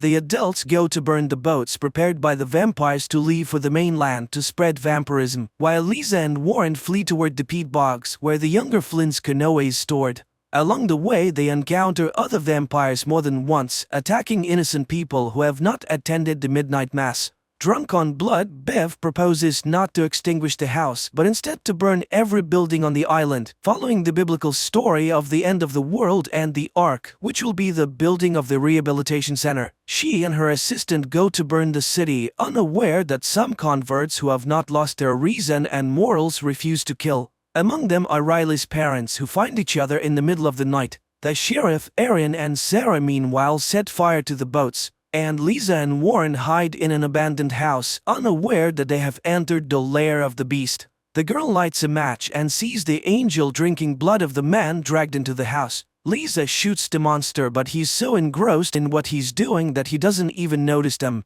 Then Lisa douses the room with fuel, and walking out the door they set fire to the house, but the angel breaks free and flies off into the night. At this time, Bev has already prepared a center for the converts to wait out the dawn and calls them out with the sound of a bell. She quotes statements about the Ark, but Pruitt abandons her idea and is unwilling to be the leader of the converts. Bev reports that the boats are burned, while Lisa and Warren mentally say goodbye to their families and get into their canoe. Bev takes command and throws the atheist convert out of the Ark, mocking his desire to save himself with the believers. Monsignor, on the other hand, invites the man to stay in the church, for God loves everyone regardless of their views, because everyone is worthy of salvation. But once inside the church, John sees Sarah, who is going to burn everything with kerosene and a lighter. He confesses that he's her father and regrets that he didn't get to know her better. But at that moment, one of Bev's underlings shoots Sarah. Enraged, Pruitt attacks him, wanting to kill him, but stops himself in time, remembering who he is and where he is.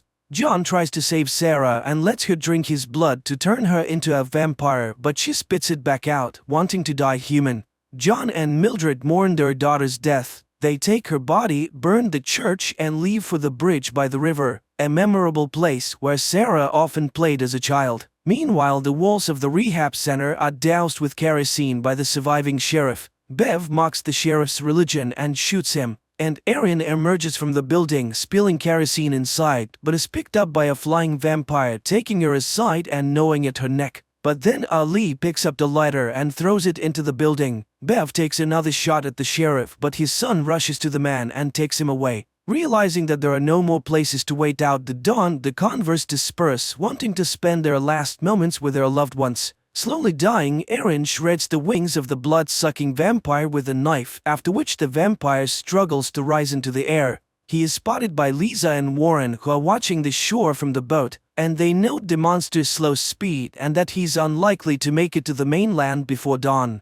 Erin dies looking up at the stars and remembering Riley. Bev leaves to meet the dawn on the beach. The wounded sheriff and his son also go to the shore, where together they begin to pray, adhering to their native religion. Monsignor Pruitt and Mildred sit on the bridge holding Sarah's body. The father renounces the church and begs his beloved for forgiveness. Finally, dawn breaks. Ali burns in the sunlight, sitting by his father's dead body. Desperate, Bev tries to dig a shelter in the sand and burns up in hysterics. Riley's parents, in a crowd of similarly converted people, greet the dawn by singing hymns praising the Lord. All the islanders burn while Pruitt and Mildred kiss against the rising sun. The only survivors, Lisa and Warren, watch the fire. Suddenly, the girl confesses that she can no longer feel her legs.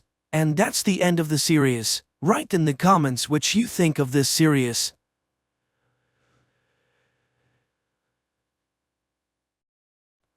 The man opens his eyes in the middle of a lake with a red drone flying overhead. Visions of his family, spaceships, and shootouts flash before him. Finally gathering himself, the man swims towards the shore, accompanied by the drone, which he calls Ezra, to check his mental health. Suddenly, cries for help echo from the lake, and another man, followed by a woman, appears. None of them remembers what happened to them.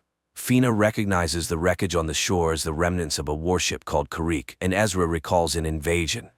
Then the men discover the remnants of a car that must have been there for centuries. Apparently, there used to be a road in this place. People remember the invasion, and it turns out they all died in different years. Moreover, Abram confesses that he is 67 years old, although he looks 25. According to the red drone, they were brought back to life in their prime years. Their memories are different because they died at different times. Around them is Earth, but 400 years after the extinction of humanity, destroyed by aliens. They were resurrected by creatures living in the water, called sparks. The ultimate goal is the revival of humanity, and the rest of the information can be found in the settlement where the others who have returned live. The drone orders Ezra to collect the sparks. Gathering their meager belongings, the people set off after the drone, trying to understand why the Kariks revived them. Soon they find partially destroyed arches, and Abram rushes to them, rejoicing in his young, strong body. On one of the structures, he sees unknown hieroglyphics and touches them. The man is thrown back, and he admits that he saw everything. Suddenly, the red drone is shot down, and a second shot wounds Abram. The trio runs behind a hill where Ezra, setting up an ambush, captures the pursuer. The man, named Jax, denies the existence of the settlement. The glowing substance on his neck is a skin rider, which is one with the human body. He needs the sparks, but Fina confidently demonstrates her proficiency with a weapon. Abram insists that when he touched the unknown symbols on the arch, he felt the vastness of outer space. But this elicits mockery from Jax, who suddenly frees himself and lunges at Ezra. However, Fina points his own weapon at him. This time they tie the man securely and leave, despite his claim to know Ezra's brother. Soon the team takes shelter in a cave, while others with glowing parasites on their necks are found, including Ezra's brother Silas. Meanwhile, the resurrected people in the cave discuss ways to recreate a human being and wonder where the aliens obtained the initial material. During the night, Abram's wound becomes inflamed. He is lowered into a small pond where the sparks are released. By morning, Abram emerges completely healthy. Fina discusses what happened to Ezra, as she doesn't understand why they chose her out of millions of great people. Soon the resurrected individuals see high walls of a settlement in the distance, but on their way, skin riders with glowing necks catch up to them. Ezra stays behind to delay the pursuit, He manages to do so for a while until he recognizes his brother Silas among them. In the meantime, Fina and Abram reach the settlement's walls, and just when it seems they are destined to be captured, the gates open. A yellow drone neutralizes the skin riders and lets the fugitives inside. It then flies after Ezra, carrying him through the air into the settlement where there's no one around. In response to all their questions, the drone invites them to follow and shows them rows of graves where the settlers rest. Later, the yellow drone opens the doors of an abandoned military base for the people where the previous settlers lived. In the forest, skin riders capture a man who escaped from them. Silas discovers that the glowing creature they call companions has inexplicably stopped functioning in Duncan's neck and promises to fix it. The resurrected individuals learn that the settlers died from a new virus that still spreads throughout the region. The yellow drone asks them to release the sparks into a vessel with water and learns from them that the sparks can create a vaccine if people bring the ingredients found in the living lake. Fina begins to bleed from her nose and she stays at the base while the men go to the lake. She takes on the task of repairing the damaged red drone. On their way, Ezra tries to understand how the system that brought them back to life works. The drone operates on sparks, but who controls the sparks is unknown.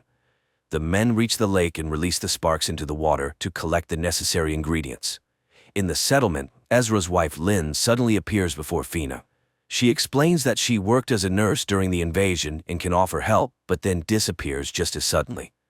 On the lake's shore, Ezra confesses that one of the skin riders is his brother, meaning these people are also resurrected. He recalls the moment when he first saw the alien spaceship flying overhead and signaled to his brother that he was a worthless, spoiled child. Now he is determined to apologize and try to retrieve Silas. Meanwhile, a hologram of Lynn appears again to Fina, helping her repair the red drone. In the meantime, the yellow drone warns of the approaching skin riders. Ezra asks Abram to run while he himself tries to intercept his brother Silas. However, he gets surrounded and subdued. Regaining consciousness, he finds himself alone with his brother, who admits that he prohibited forcibly transforming him into a skin rider because he wants his brother to join them voluntarily. Each skin rider has a companion on their neck, which teaches the person how to behave correctly and telepathically connects them with others. Thanks to the companion, Silas is now the leader and mentor for the others, whereas in the previous world, he was nobody.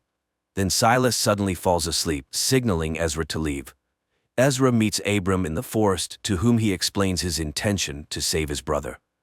The men return to the lake, where the sparks have created 3 vaccine capsules for them. After consuming their doses, they bring the third one to Fina, whose condition worsens. Lynn asks the red drone to replace her image with someone dear to the girl, and Duncan appears next to Fina. Fina regains consciousness after her friends administer the vaccine.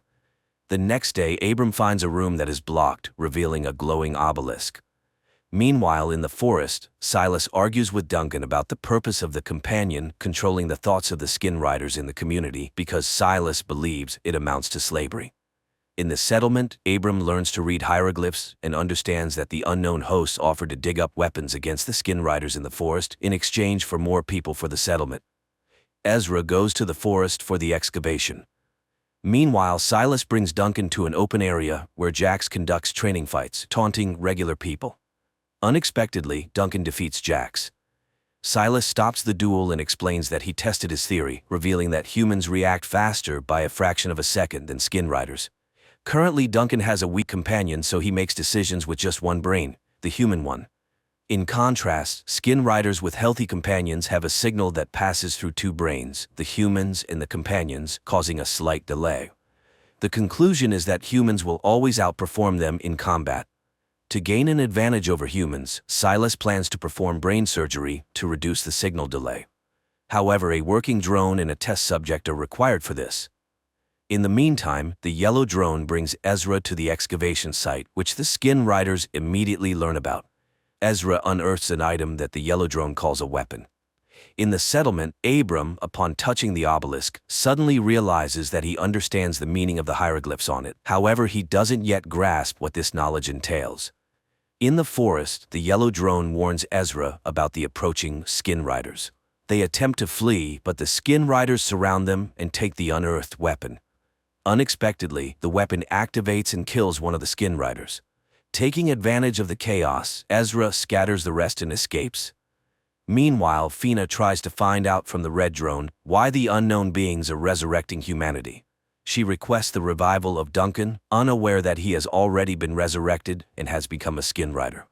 Ezra brings the weapon meant to eliminate skin riders to the obelisk, hoping it will help establish contact. However, he refuses to kill the innocent inhabitants until the obelisk explains who they are and what is happening. The drones controlled by the obelisk promise to resurrect Ezra's family if he obeys them in all matters. Ezra has no choice but to comply. Later that night, Fina goes to the obelisk, where she finds Ezra, who, like her, hopes for the return of loved ones. They notice that the weapon unearthed in the forest has opened. The obelisk issues new symbols, instructing Fina to go to the lake to receive new people. However, skin riders spot her on the way. As for Abram, the drone tells him about the structure of the glowing companion on the necks of the skin riders, which is tightly connected to the human brain through a crystalline structure. The weapon found in the forest destroys these crystals, eliminating the parasite. When a skin rider dies, its memory is preserved on the crystal, which is passed down to its ancestor. This is what needs to be found and destroyed. Fina sees Lynn emerging from the lake and helps her get ashore. When Jax appears on the shore, the red drone neutralizes him.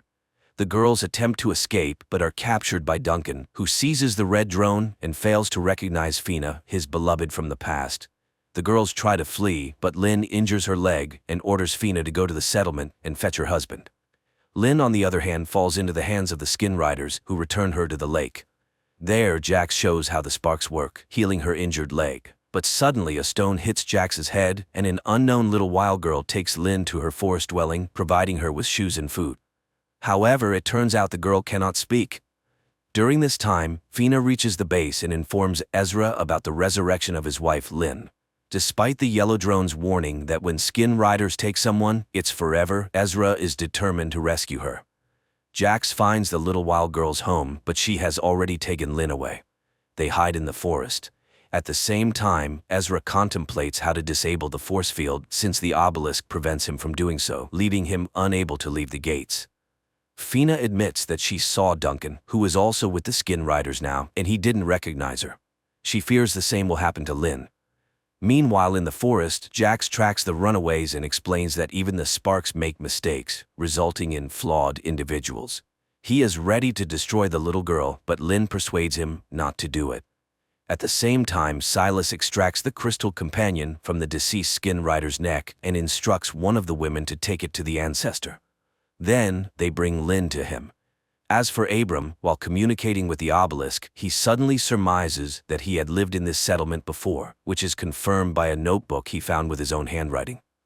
Later, Fina speculates that they all have lived here before.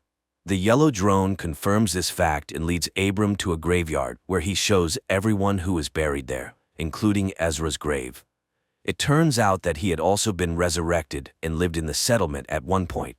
Then the yellow drone guides Abram to the next grave where he finds himself and encourages him to start a new life honorably. Fina demands that the man bind himself. He agrees but suddenly snatches a weapon from Fina and stuns the skin rider standing behind her. At the same time in the bunker, Abram is trying to find out from Yellow where the progenitor is located. However, she does not know, but Jax knows, and he heads to the bottomless lake, dives into it, and emerges in a cave.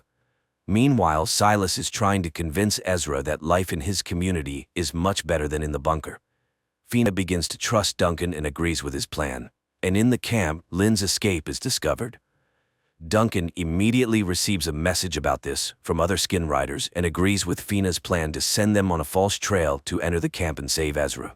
The pursuit heads in another direction.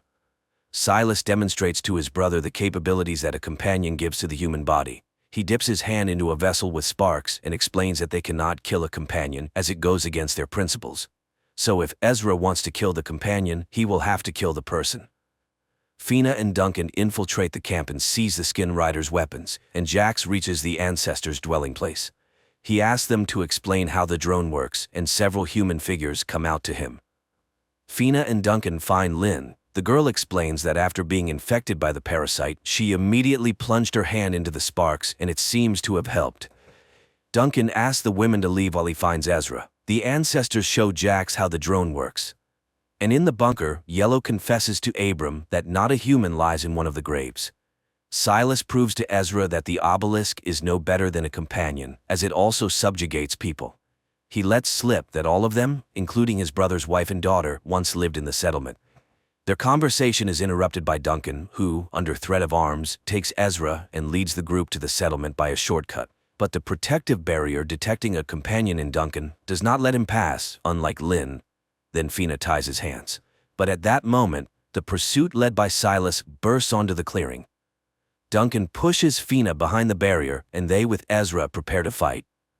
Abram runs to the obelisk, and it lets the men through on the condition that Duncan remains in the yard until they figure out how to free him from the parasite.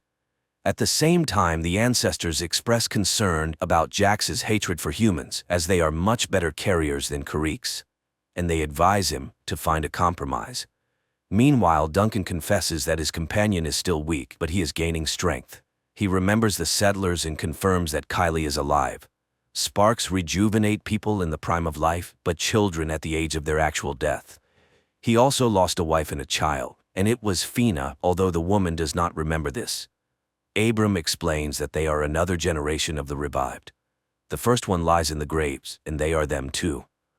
Jax reprograms the red drone, refusing everything human that was in its memory.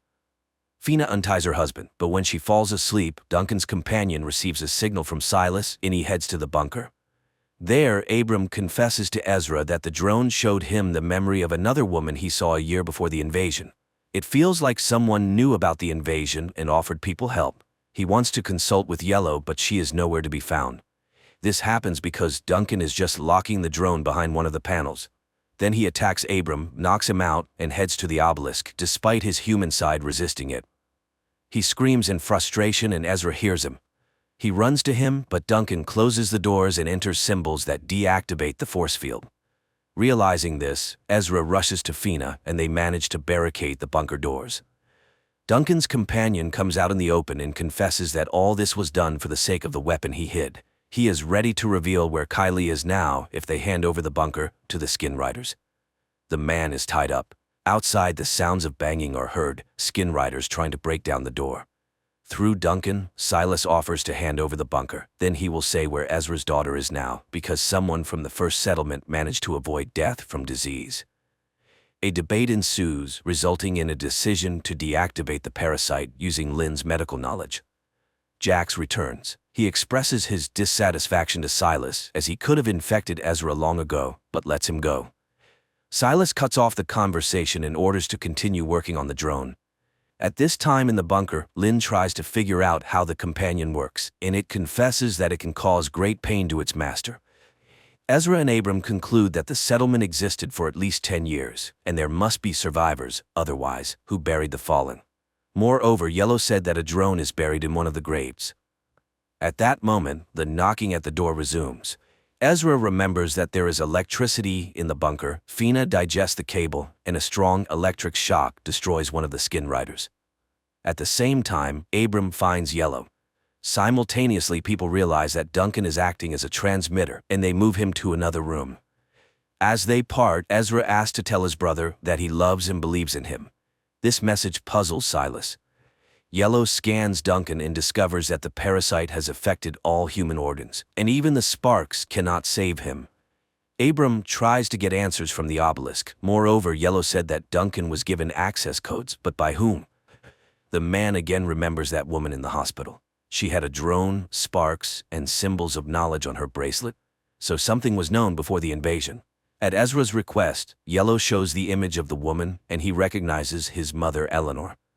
Meanwhile, Silas prepares to continue breaking down the doors, but something leads him to the cemetery. Jax, following him, reminds him that he is not human and he should not care about the graves, so he intends to start silencing personalities from him. Silas is arrested. At this time in the bunker, Yellow confesses that Eleanor was one of the initiators of the revival of the human race. Duncan is not lying. Kylie was in the settlement, and only he can say where the survivors are now. Duncan's companion is knocked out with a tranquilizer, and the man is tied to a table. While the parasite sleeps, the man comes to and points on the map the direction the survivors went. He advises finding the wild girl and wakes up. after which Yellow finds the weapon he had hidden earlier. The people notice the silence outside and, opening the doors, kill the sentinels left by the skin riders. Making sure that there is no one else in the yard, Ezra and Lynn say goodbye to their friends and set out to find Kylie. Jax activates the drone, intending to remove the human personality from Silas, and learns about the presence of Ezra and Lynn in the forest. He sends the skin riders to follow the pair. Fina comes to Duncan and admits that she is ready to kill him to free her loved one. However, Yellow knocks him out. The man regains consciousness in the cemetery and is relieved, thinking that Fina could not bring herself to harm him. In fact, Yellow has injected a beacon into his body and now people can track his path. At this time, Ezra and Lynn find the wild girl and ask her to guide them to Kylie. Silas regains consciousness when the red drone informs him that he did the opposite, preserved his personality, and suppressed the parasite's capabilities. At the same time, Ezra and Lynn notice they are being followed and try to evade the skin riders. However, arrows fly from the rocks, the skin riders perish, and the survivors approach the people. Meanwhile, in the camp, Jax leaves Duncan on guard while he and his people follow Ezra and Lynn. They are then scanned for safety, and upon confirmation, the settlement leader Rowan leads them into the camp. She warns them that they do not truly know their daughter. They only remember her up to the age of 6, and they are merely copies of those who lived in the settlement. Abram and Fina dig up a broken drone from the grave, hoping to retrieve data from its memory. Rowan brings Ezra and Lynn to the hidden camp in the mountain caves. Noticing the strange expressions on people's faces, she explains that they both died defending the previous camp from an attack. If it weren't for Lynn, no one would have survived. Silas killed the woman. Fina connects Yellow to the memory of the broken drone, and she promises to show the events of the past. At the camp, Ezra and Lynn's adult daughter arrives. Although she understands what they feel, she refuses to recognize them as her parents. Red notices that Silas is experiencing severe pain. He flies to Duncan, and at that moment in the camp, a bloody Justin appears, who orders him to take the rest of the people and rush to the place where they were ambushed. He carries out the order, and Jax disappears because it was a hologram created by Red. Silas escapes. The real Jax finds the ambush site and orders a search of the rocks. In the bunker, Yellow transports Fina and Abram into a virtual reality of the past settlement where people go about their daily activities. Jax enters the gates and explains that Silas developed a growth on his neck, after which he attacked his friends. All this happened near the old Karrick ship. Returning to their reality, the people realize that this was the first case of companion infection. Yellow explains that the parasites create a structure similar to fungal spores. Silas likely inhaled them. The parasites themselves were brought by the Karricks, who were their carriers before humans. Meanwhile, a boy from the survivors, Thomas, carelessly falls into the hands of Justin.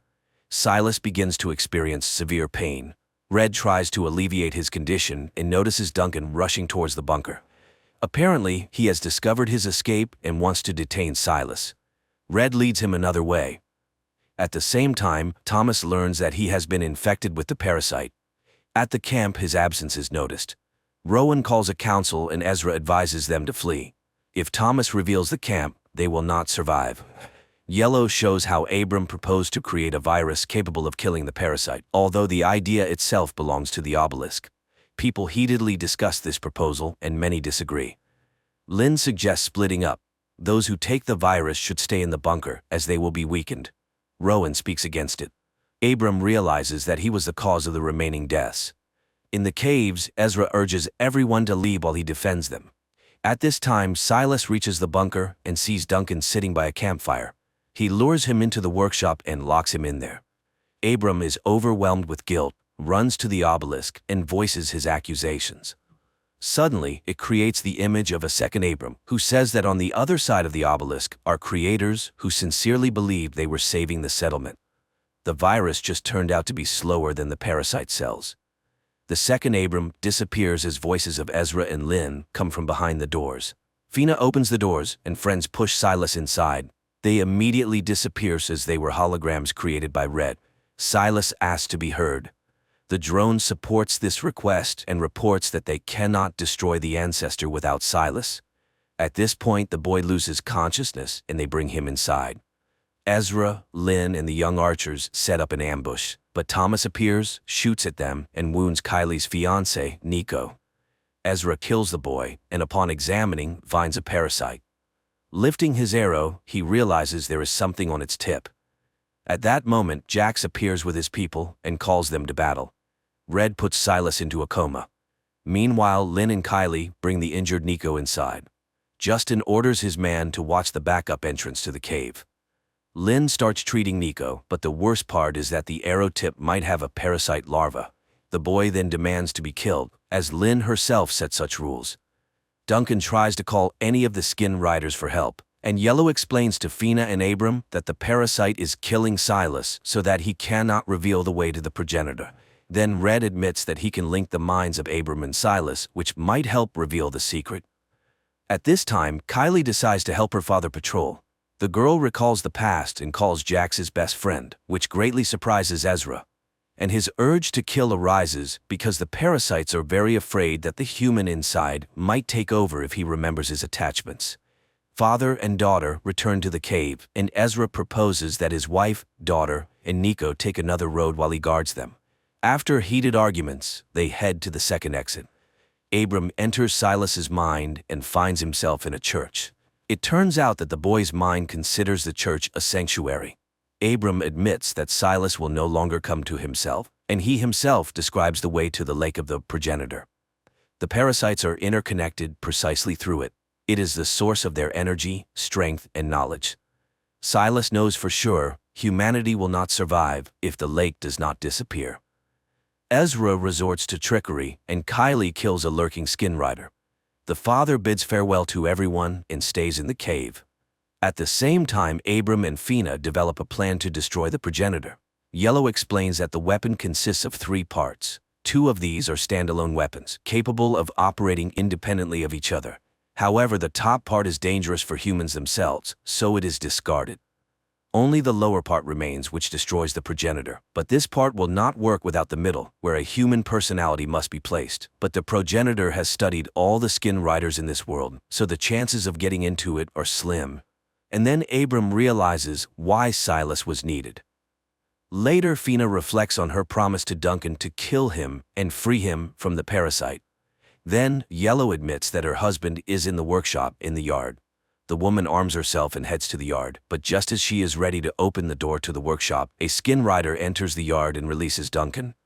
Fina tries to stop the men, but Duncan reminds her that she cannot kill him and leaves. At this time, Abram comes to Silas again and explains that they need his help. Jax decides to attack, realizing that Ezra is the only defender of the camp. He orders his men to engage him while he himself follows the trail of Lynn, Kylie, and Nico. Nico is losing strength, and Lynn decides to make a stretcher, although the boy asks to just leave him. And Ezra sets up an ambush, and one by one eliminates the skin riders, then follows the trail of his wife. Nico transforms and grabs Lynn by the throat. He is ready to kill the woman, but Kylie interferes. The boy's companion admits that the girl is very dear to him, but he cannot indulge the carrier's weaknesses, and when Nico raises his sword, Kylie shoots him. Ezra catches up with them, not knowing that Jax is monitoring their reunion, but he receives a message about Silas's betrayal, and Jax leaves. Silas asks Abram to wait for his death, take his crystal, and insert it into the weapon. Then he will be in the middle part and can help. Abram does not fully understand how it works, but thanks Silas. They say goodbye. Abram comes to his senses when Silas dies, and Jax catches up with Duncan and his men by the lake. After a dispute, he orders everyone to stay in ambush, and he and Duncan will dive to the progenitor. Meanwhile, Lynn and Ezra bury Nico and console their daughter. Simultaneously, Fina and Abram bury Silas. Later, the groups meet, unaware that a black drone is watching them, which takes off above the earth and heads for a spacecraft. Abram tells Ezra everything that happened with his brother and the plan to destroy the progenitor, but he does not want to endanger his family. Yellow vaccinates Kylie, explaining that the vaccine was made by Sparks. The girl tells Fina that Duncan became a skin rider after her death, and no one knows how it happened. At the same time, Abram admits that he no longer believes in the obelisk, but he believes in Silas and is ready to do everything to destroy the progenitor.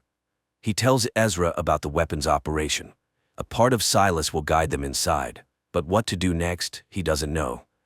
Ezra laughs at such a plan, and his daughter hears this. Abram and Fina try to convince Ezra that this is why they were resurrected. Otherwise, humanity is doomed. But they cannot persuade him. Then Abram and Fina leave together. Ezra is tormented by guilt, although Lynn tries to remind him of his duty to his family. At this time, Kylie is reviewing the map to the progenitor's lake and secretly leaves the bunker. Red informs the parents that he cannot find the girl, and they, realizing where she has gone, rush after her. Meanwhile, Kylie catches up with Fina and Abram, and later Ezra and Lynn appear. Thus they all come together again. But at the lake itself, they fall into an ambush by the Skin Riders. A battle ensues in which the group of survivors wins, but Abram is seriously wounded. However, Kylie has Sparks with her, and she suggests releasing them into the lake. As they start doing this, Duncan emerges from the water and shoots Lynn and Kylie. Fina, under the cover of a shield, rushes to him, and they both disappear under the water. Ezra releases the Sparks and brings the wounded into the water. Then a wounded Fina emerges, saying she couldn't overcome Duncan. Ezra dives and finds a wounded Duncan, who has reverted to his true self before death. He apologizes and loses consciousness, and Ezra sees in front of him a glowing something with crystals and fits the lower part of the weapon onto one of them. Then he inserts Silas's little crystal into the middle part of the weapon and looks for the place where it needs to be placed. But then Jax appears. He has always hated his carrier and all humans, and he will not let the progenitor be destroyed. The men engage in combat, and just as Jax is about to win, the revived Duncan attacks him. Ezra finds the right crystal and fits the middle part of the weapon onto it, and suddenly finds himself in a room where he is met by Silas. The brother explains that they are inside the progenitor, and only he could create this home in this place. He is a Trojan horse from which destruction will enter the progenitor. Ezra picks up the box with the symbol of knowledge from his mother and realizes that it is a detonator. The brother says goodbye to him, and when Jax appears, they activate the bomb. Ezra finds himself in the cave where the progenitor is destroyed, to Jax's great sorrow. The man emerges and finds his loved ones healed. Their elation is washed by a black drone, which again heads to the spaceship, where it is met by Eleanor and Duncan.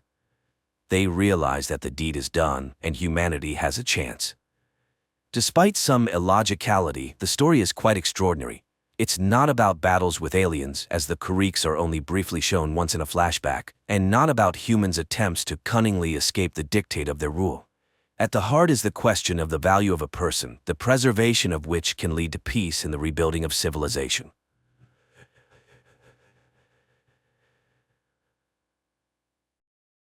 (2157) A voiceover narrates, Earth has forgotten about wars and famine. Nature has revived, medicine has conquered deadly diseases. Humanity is exploring unknown planets, entrusting the search for extraterrestrial life in deep space to students full of strength, courage, and a belief in goodness. A young man named Max embarks on another flight. Suddenly his spacecraft is damaged by an asteroid and makes an emergency landing on an unknown planet. Max steps outside and immediately his shuttle explodes, leaving him without communication. But he doesn't despair, and first of all decides to explore. By all parameters, the planet resembles Earth, and the astronaut hopes to find help and maybe a communication system here. But an indigenous inhabitant captures him in the forest. To understand the language of this planet, Max inserts a translator capsule into his ear. The indigenous person, named Zeph, turns Max over to the authorities. They put a helmet on Max that can project a person's thoughts and memories onto a screen and begin the interrogation. At the same time, in a nearby room, Corporal Gaius is assigned to transport Max to the capital as a subconvoy. Here, Max senses a strange signal, and everyone around starts chanting the anthem of the guard. Later, they pass by a strange tower, which, according to Gaius, serves to protect against enemies. Suddenly, its base explodes, and the structure collapses onto the road. Gaius is trapped inside the car, but Max pulls the corporal out. It turns out that this act was carried out by the rebels, the main enemies of the supreme authority of the state. The two men reach the capital on foot. Meanwhile, the head of the Department of Special Research, known as the Wanderer, summons his subordinate named Fank and instructs him to deliver Max to the department. Fank takes Max away, while the Republic's prosecutor reports that the Wanderer has taken in a strange savage and instructs gathering all available information about it. Then it's time to activate the towers, and everyone prepares in their own way. The prosecutor enters the bathroom and clamps a special stick between his teeth. Meanwhile, Fonk has a seizure, and while soldiers assist him, Max manages to escape from the vehicle. The shocked young man walks through the city, marveling at the unfamiliar and incomprehensible life. Meanwhile, the unknown fathers gather for a meeting, as they call the rulers of this planet. After a long walk, Max enters a local cafe where he stands up for a waitress who was insulted by one of the patrons. The grateful girl introduces herself as Rada. It turns out that she is the sister of Corporal Gaius. While escorting her home, Max gets into a brawl with a street gang and defeats them. Impressed, Rada takes him to her place. Later, Gaius returns home. Max starts asking questions about the workings of their world and quickly realizes that Rada and Gaius's minds are poisoned by propaganda and false information. Rada is convinced that their planet is hollow and there is no such thing as the sky or space. Meanwhile, Gaius educates his new friend about the political structure of their state, known as Saraksh. The Unknown Fathers are the saviors of the homeland who have stopped wars with the help of defense towers that protect the country from attacks. Nobody knows the Unknown Fathers' true identities because they are not rulers, but public servants. At Max's request, Corporal recommends him for the guard. Max demonstrates a high level of training, which surprises Gaius. The two men often argue about politics, and one day Gaius admits that neighboring states hate Saraksh because they were once a single state united by a common history. Gradually, romantic feelings develop between Max and Rada. They go for walks often, and Max tells her about his home planet, Earth, and regrets that his parents believe he is dead. Soon, Max is tasked with catching rebels, whom they identify by their regular seizures reminiscent of epileptic fits. One of the rebels attacks the captain, and Max saves his life, after which the captain suddenly regrets catching them, as they are also human beings. Max reveals that he considered them something like savages.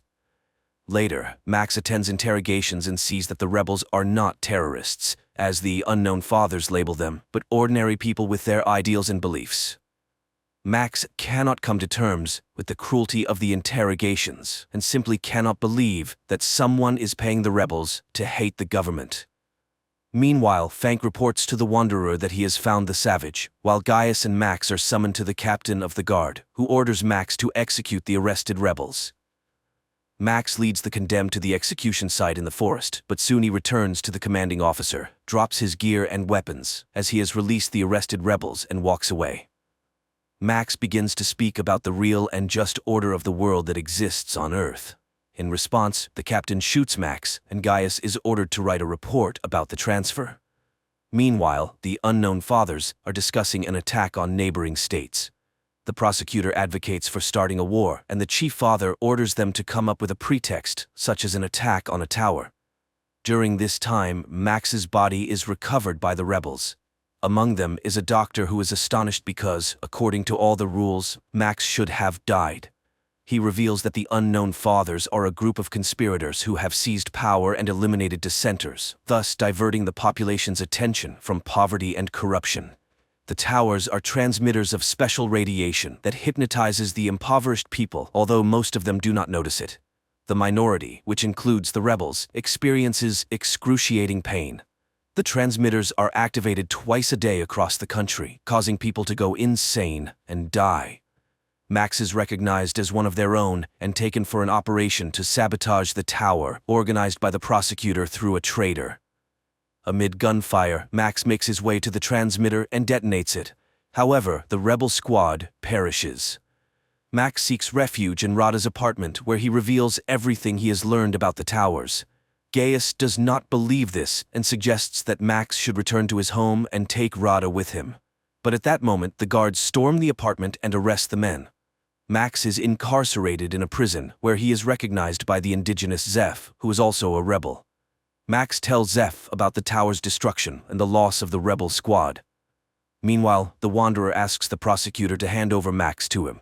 The prosecutor, however, requests in return to halt the development of more precise transmitters, as he fears that his secret will be revealed since his reaction to the radiation is similar to that of the rebels, meaning he is also a dissenter. Later, Max and other death row inmates are sent to clear the southern borders of the remaining war robots. During this time, the prosecutor learns that Max is immune to the emitters.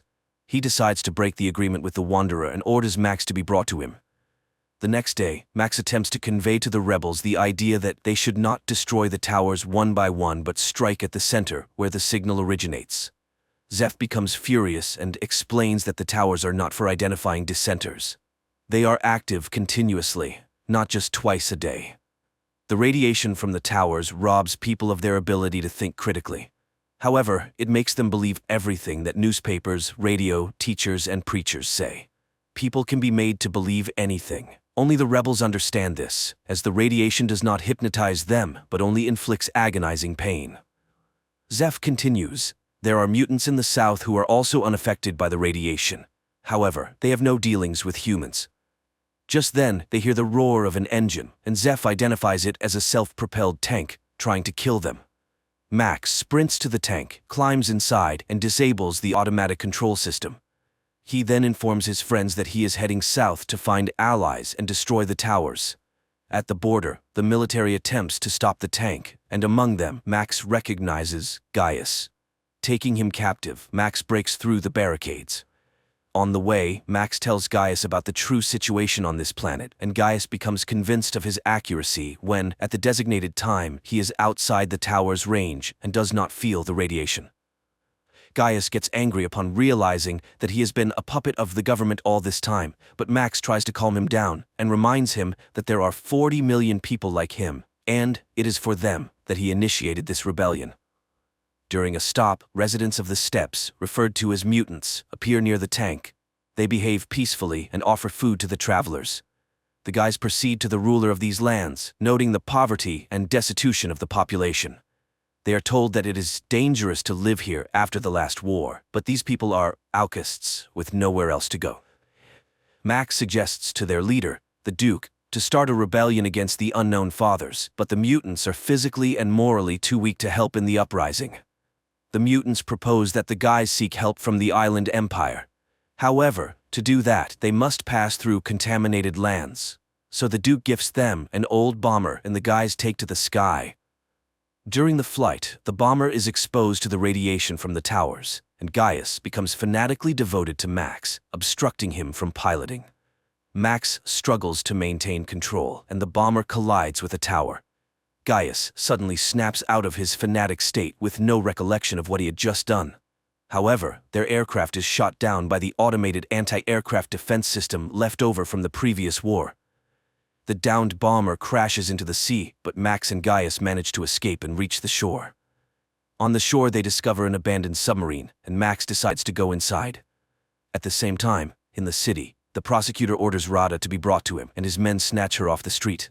He claims to be Max's friend and shows Rada a recording of his escape. However, she doesn't believe him and refuses to assist the prosecutor in his search for her beloved. Rada is thrown into prison. Meanwhile, Gaius, impatiently waiting for his friend, swims to the submarine where they discover evidence of horrifying experiments conducted on prisoners. The guys reach the control room and view video recordings of mass executions of Gaius's fellow countrymen by the representatives of the island empire whom they were seeking help from. Gaius is horrified by the fact that these monsters could invade his country. It becomes evident that forming an alliance with the empire is not an option. The guys return to the shore, where they are met by a coastal patrol. It turns out that a war has broken out with a neighboring state, and like most of the prisoners, they will be sent to the front. Meanwhile, the Wanderer, desiring to lure Max into his department, engineers Rada's escape. He laments how the war has disrupted all his plans and assigns Fank the task of finding and bringing Max back, confessing that he is afraid of him. At the same time, Max and Gaius are dispatched to the front, where they reunite with Zeph. Their commander turns out to be the captain of the guard, who refuses to hand over the Earthling to the arriving Fank. The guys are sent into battle on old tanks when Fank finally locates Max. However, Max refuses to leave his friends and stuns the officer, tossing him into their tank. The battle commences, but Max directs his vehicle to the other side of the battlefield. Gaius blindly obeys him, influenced by the radiation, and pulls their unconscious friends out, which the captain witnesses. Gaius offers his body as a shield when the captain prepares to execute Max for desertion, but the wounded Max gathers his last strength and kills the commander. Max mourns his friend, but upon hearing Rada's name from the now conscious Fank, agrees to cooperate with the Wanderer. After the battle ends, Max buries Gaius while listening to Fank's proposals. He will have an apartment on the Institute's premises, his car, and freedom of movement.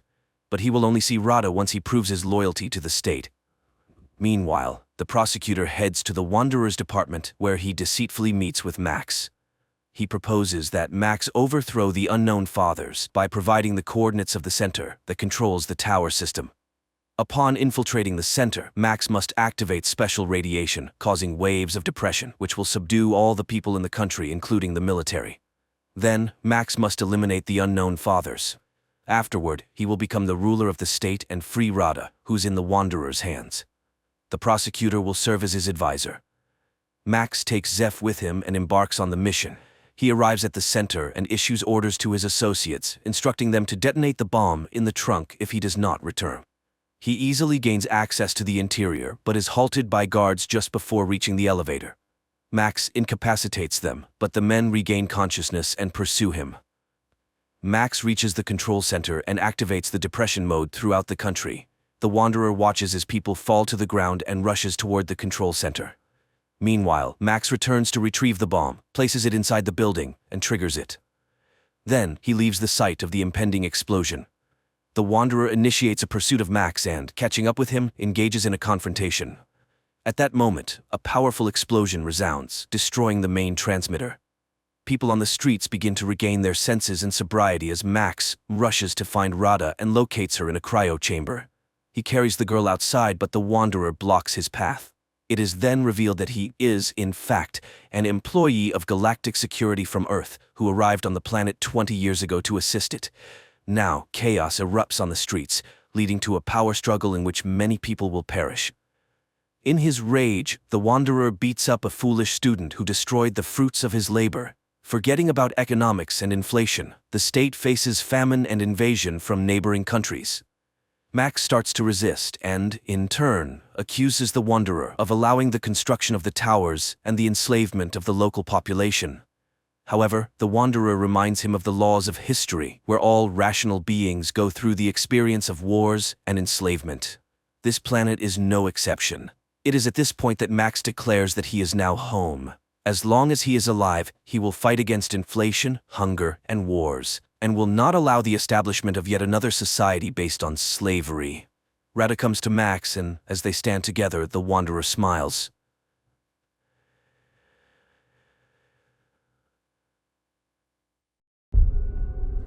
I can make you very special. Hundreds of years ago, people completely exhausted the planet's resources, leading to a total degradation of the population. The best scientists took it upon themselves to save the dying world. A renewable energy source was found. However, the greatest danger remained humanity itself. Differences led to divisions between the best and the worst. It was then decided to improve humans as a species. On their 16th birthday, everyone undergoes a procedure that makes them physically perfect. No longer does anyone need to envy others or prove their superiority. Tally is one of those waiting for that day. For now, she is called an ugly, but she has the opportunity to see what she will look like, as she can choose her eye color or skin quality. That evening, she sneaks onto a bridge where her friend Paris is waiting for her. They watch a party in the City of the Beautiful, envying those who are already there. Paris is 3 months older than Tally, and tomorrow he will undergo the operation and move to the city. Tally will have to wait her turn, and she fears that Paris will forget about her. But he assures her that she will always be his squints, and he will always be her nose. He arranges to meet her in a month. The next day, the students gather in the main hall to greet those whose time has come. Dr. Cable talks about all the advantages of being beautiful and calls forward the future beauties. Paris says goodbye to Tally, and a girl named Shay, sitting next to her, notices this. In the evening, Tally returns to her room and remembers how she and Paris met when they arrived at school. He called himself Nose and she called herself Squints. One day the boy hurt his hand and the girl intentionally cut her palm. From that moment on, they shared a mark of ugliness, a scar on their palms, and the belief that they were perfect for each other. The next morning in class, Tally talks about the white tiger orchid, which supplies energy to the cities and decorates the fields. That evening, she undergoes the mandatory scan for her future transformation, where she chooses gold for her eye color and dreams of reuniting with Paris, from whom there has been no news. The day of the arranged meeting arrives. The girl sneaks onto the bridge but knows is not there. Tally decides to sneak into the City of Joy. She reaches the outskirts where a party is in full swing. Suddenly a mask falls from above, allowing its owner to change their clothing. Tally puts it on, selects a dress, and heads out to search for her friend in streets filled with lights, laughter, music, and celebration. Miraculously, she finds Paris, who barely recognizes her. Even the scar on his hand is gone, though he swore he wouldn't remove it. It turns out that after the transformation, an ugly person's life becomes entirely different, where an eternal friendship oath no longer matters. Tally removes the mask to remind him of herself, but immediately becomes an unwanted presence. She runs, grabbing a rescue vest on her way. Realizing she is about to be caught, Tally jumps from a skyscraper. The vest saves her, and she manages to reach the bridge, but she is pursued, and just as she is about to be caught, Shay arrives to rescue her on her hoverboard. The girls immediately feel a kindred spirit. Tally shows Shay how to sneak into the locked kitchen and tells her that her meeting with Paris left her disappointed. One day, Shay suggests that Tally learn to ride the hoverboard and gives her a forbidden book to read. Tally learns that Shay told her friends about her jump with the rescue vest, and now she is the heroine of the entire campus, which could lead to her being denied the operation. But she continues with her lessons and masters the hoverboard. Later, the girls discuss beauty, and unexpectedly, Shay reveals that she doesn't want to change at all. For now, she takes Tally to a training ground where, choosing the most difficult track, she puts on a masterclass. After riding, Tally returns the book, in which she enjoyed the free flow of everything in the world, from natural seasons to relationships. Then Shay suggests that they both refuse the operation and escape with her to the smoke, a place where people live freely. She takes her friend to the edge of the school grounds, and after leaving their tracking rings on a branch, the girls fly into the wildlands. Crossing a river, they arrive at the ruins of an old city. Shay shows her the remnants of a roller coaster, lamenting that it is destroyed. She takes her friend to a tall building where they can call her friends from the wild world by lighting a signal fire. Shay explains that in the outside world, people work for themselves, love, and have children. There are even old people there. Everything is like in the book they read. Shay was planning to escape with her friend David when she saw Tally on the bridge and came to her rescue. She wants to read books and have hobbies because after the operation, a person no longer decides how to live. Tally doesn't understand this, as she has dreamed all her life of being beautiful. So Shay leaves her with a coated path to the smoke and departs with David, whose fire lights up on the neighboring rooftop. Tally returns to the city, where the day of her transformation soon arrives. Unexpectedly, instead of the operation, she is taken to Dr. Cable, who turns out to be well aware of her friendship with the missing Shay. She insists that David is holding Shay against her will, brainwashing her. And only after Tally finds Shay and returns her to the city will she be allowed to become beautiful. A distressed Tally returns to her room, where Paris visits her. He advises her to do as Dr. Cable asks, as it is the only way they can be together. Tally agrees. Dr. Cable explains that the residents of the smoke are planning to destroy the city and have developed a weapon that Tally must find and neutralize. She sets off, receiving a pendant to activate when she finds the weapon. Tally follows Shay's instructions, and after reaching the ruined roller coaster, rides it until she reaches an old railroad track. She camps in the forest for the night, lighting a fire, and unexpectedly finds charm in the surrounding nature. Later, she has to climb a steep cliff and cross the ruins on her hoverboard. The last stop is a white sea of orchids, where Tally settles in for the night. Meanwhile, Dr. Cable calls Paris and offers to further enhance him. That night, Tally wakes up surrounded by burning orchids. As she is about to lose consciousness, David finds her. He checks her over, discards the transmitters he finds, ignoring the pendant, which is not yet active, and takes her with him. However, the tracker informs Dr. Cable that Tally is in the right place. In the morning, David brings Tally to the smoke, where she reunites with Shay. However, the others find it strange that she managed to get there alone. Tally expresses her concern for Shay and believes she should return, but Shay has no intention of doing so and asks Tally to take a closer look at this way of life. The next day, Tally comes across a group of young people preparing for an expedition. It turns out that the fires are set by them because the orchids are toxic and drain nutrients from the soil, killing the planet. David offers her to join them and see the truth. The group flies on a mission aboard an ancient modified helicopter. From above, they see fields and forests destroyed by the orchids. Shay sets the plants on fire and a blaze erupts, suddenly revealing figures of people walking through the fire unharmed. Suddenly, the helicopter shakes and Shay falls down. Tally immediately jumps after her, She finds her friend and grabs her just as she sees a figure in a blue suit running towards them. But Tally grabs onto a rope thrown down from the helicopter, and the two girls are pulled out of danger. Later, they discuss what happened, confused about how the city's scouts found them. Tally feels guilty and torn, as after getting to know the inhabitants of the smoke better, she has started to think differently. Here, everyone works but doesn't use money, they just trade. The elderly aren't a burden because they contribute in their own way. Most importantly, the people have chosen to be here. They melt down old iron and make useful things. When Tally asks about weapons, Shay simply shrugs, saying, "Why would we need them?" Tally joins in the work, and even though it's hard, she enjoys the process. In the evening, everyone gathers around the campfires where she is treated to natural foods. David tells the people that scouts have been spotted, meaning the city hasn't stopped pursuing them.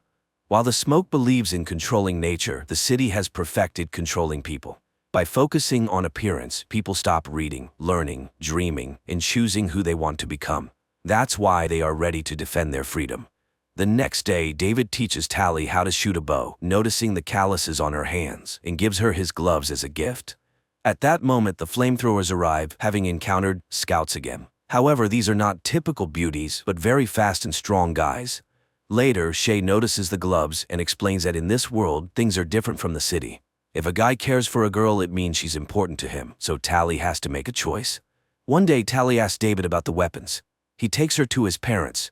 They reveal that they used to be plastic surgeons. It turns out these operations are not as safe as people believe. There were even fatalities. While studying these cases, David's father noticed changes in the brain of the beautiful, realizing that after the procedures, people's thinking became clouded and they experienced a false sense of happiness. But only Cable realized the secret was uncovered, and they were removed from their work and their research results were confiscated. It became clear that the brain was being intentionally damaged to control people. David's parents were lucky to find themselves in a community of dissenters where they were given a medicine that helped them stay sane. That's why they fled and dedicated the rest of their lives to creating a cure. But one of the main components remained in the city. The serum is the weapon, though it's not yet completed. Once they obtain what's missing, they will need to test it on a person, but only if that person agrees. That night, Tally reflects on everything she's learned, takes off the pendant, and throws it into the fire, not realizing that by doing so, she activates it. She tells David what happened, but he reassures her that she has chosen the right path. He tells her she is beautiful and kisses her. The next morning, the city attacks the smoke. Men in blue suits trap the residents of the smoke in nets and gather them in the square. Tally holds back David, and they watch the events unfold from a distance. Cable interrogates David's parents, and when she gets no answers, she orders Paris to kill David's father. He reaches out and with one swift movement, snaps the man's neck. David rushes out, and together with his mother, they cry over his father's body. Paris sees Tally but doesn't touch her, while Cable thanks her for her cooperation, revealing her true mission. As Shay expresses her disgust towards her, David's mother secretly slips a vial of the medicine into her son's pocket. Tally breaks free, runs to David's house, and sets it on fire. In the chaos, David escapes into the forest. Tally, shooting her pursuer with a bow, also runs while the townspeople burn down the settlement and take its residents away. Later, Tally finds David and tells him that she didn't know the whole truth, and the residents of the smoke paid the price. She is ready to help him get to the city and fix her mistake. She takes him to the school, introduces him to Shay's friends, and asks them for help. The young people start a rebellion, writing the words "Smoke Forever" above the city, diverting attention from the main goal. Taking advantage of this, Tally and David sneak into the laboratory. But to access the right level, the school ring is not enough. David takes it from a guard, and the pair find and free the residents of the smoke. But Shay has already been taken for the operation. Tally, David, and his mother rush after her, but it's too late. Shay has been turned into a beauty, and she really likes it. At that moment, Paris and Dr. Cable enter the laboratory, urging people to finally make a choice. All three step into the transformation booths, but just as the process begins, a helicopter flies overhead, and David's friend uses a flamethrower to melt the outer glass. The system collapses, Tally pulls Shay out, and while David's mother finds the necessary component for the medicine, they escape. The group makes it to the roof, where they are stopped by Paris. Tally tries to remind him of their friendship, but he reaches out, and David, remembering his father's death, attacks the handsome man. After a struggle, Paris dangles over a waterway, and at the last moment, he recognizes Tally, but he slips and falls down. David leads Tally away. Later, the group gathers in the ruins of the ancient city. David's mother shows them the retrieve component and pulls the vial from her son's pocket. The medicine is finally ready, but Shay refuses to be the test subject, as she loves being beautiful. So Tally volunteers to return to the city, undergo the procedure, and then become a volunteer. It's very risky, but she is confident in her strength. Sometime later, the beautiful Tally admires the city and, when asked by the system, assures it that she is completely happy being perfect.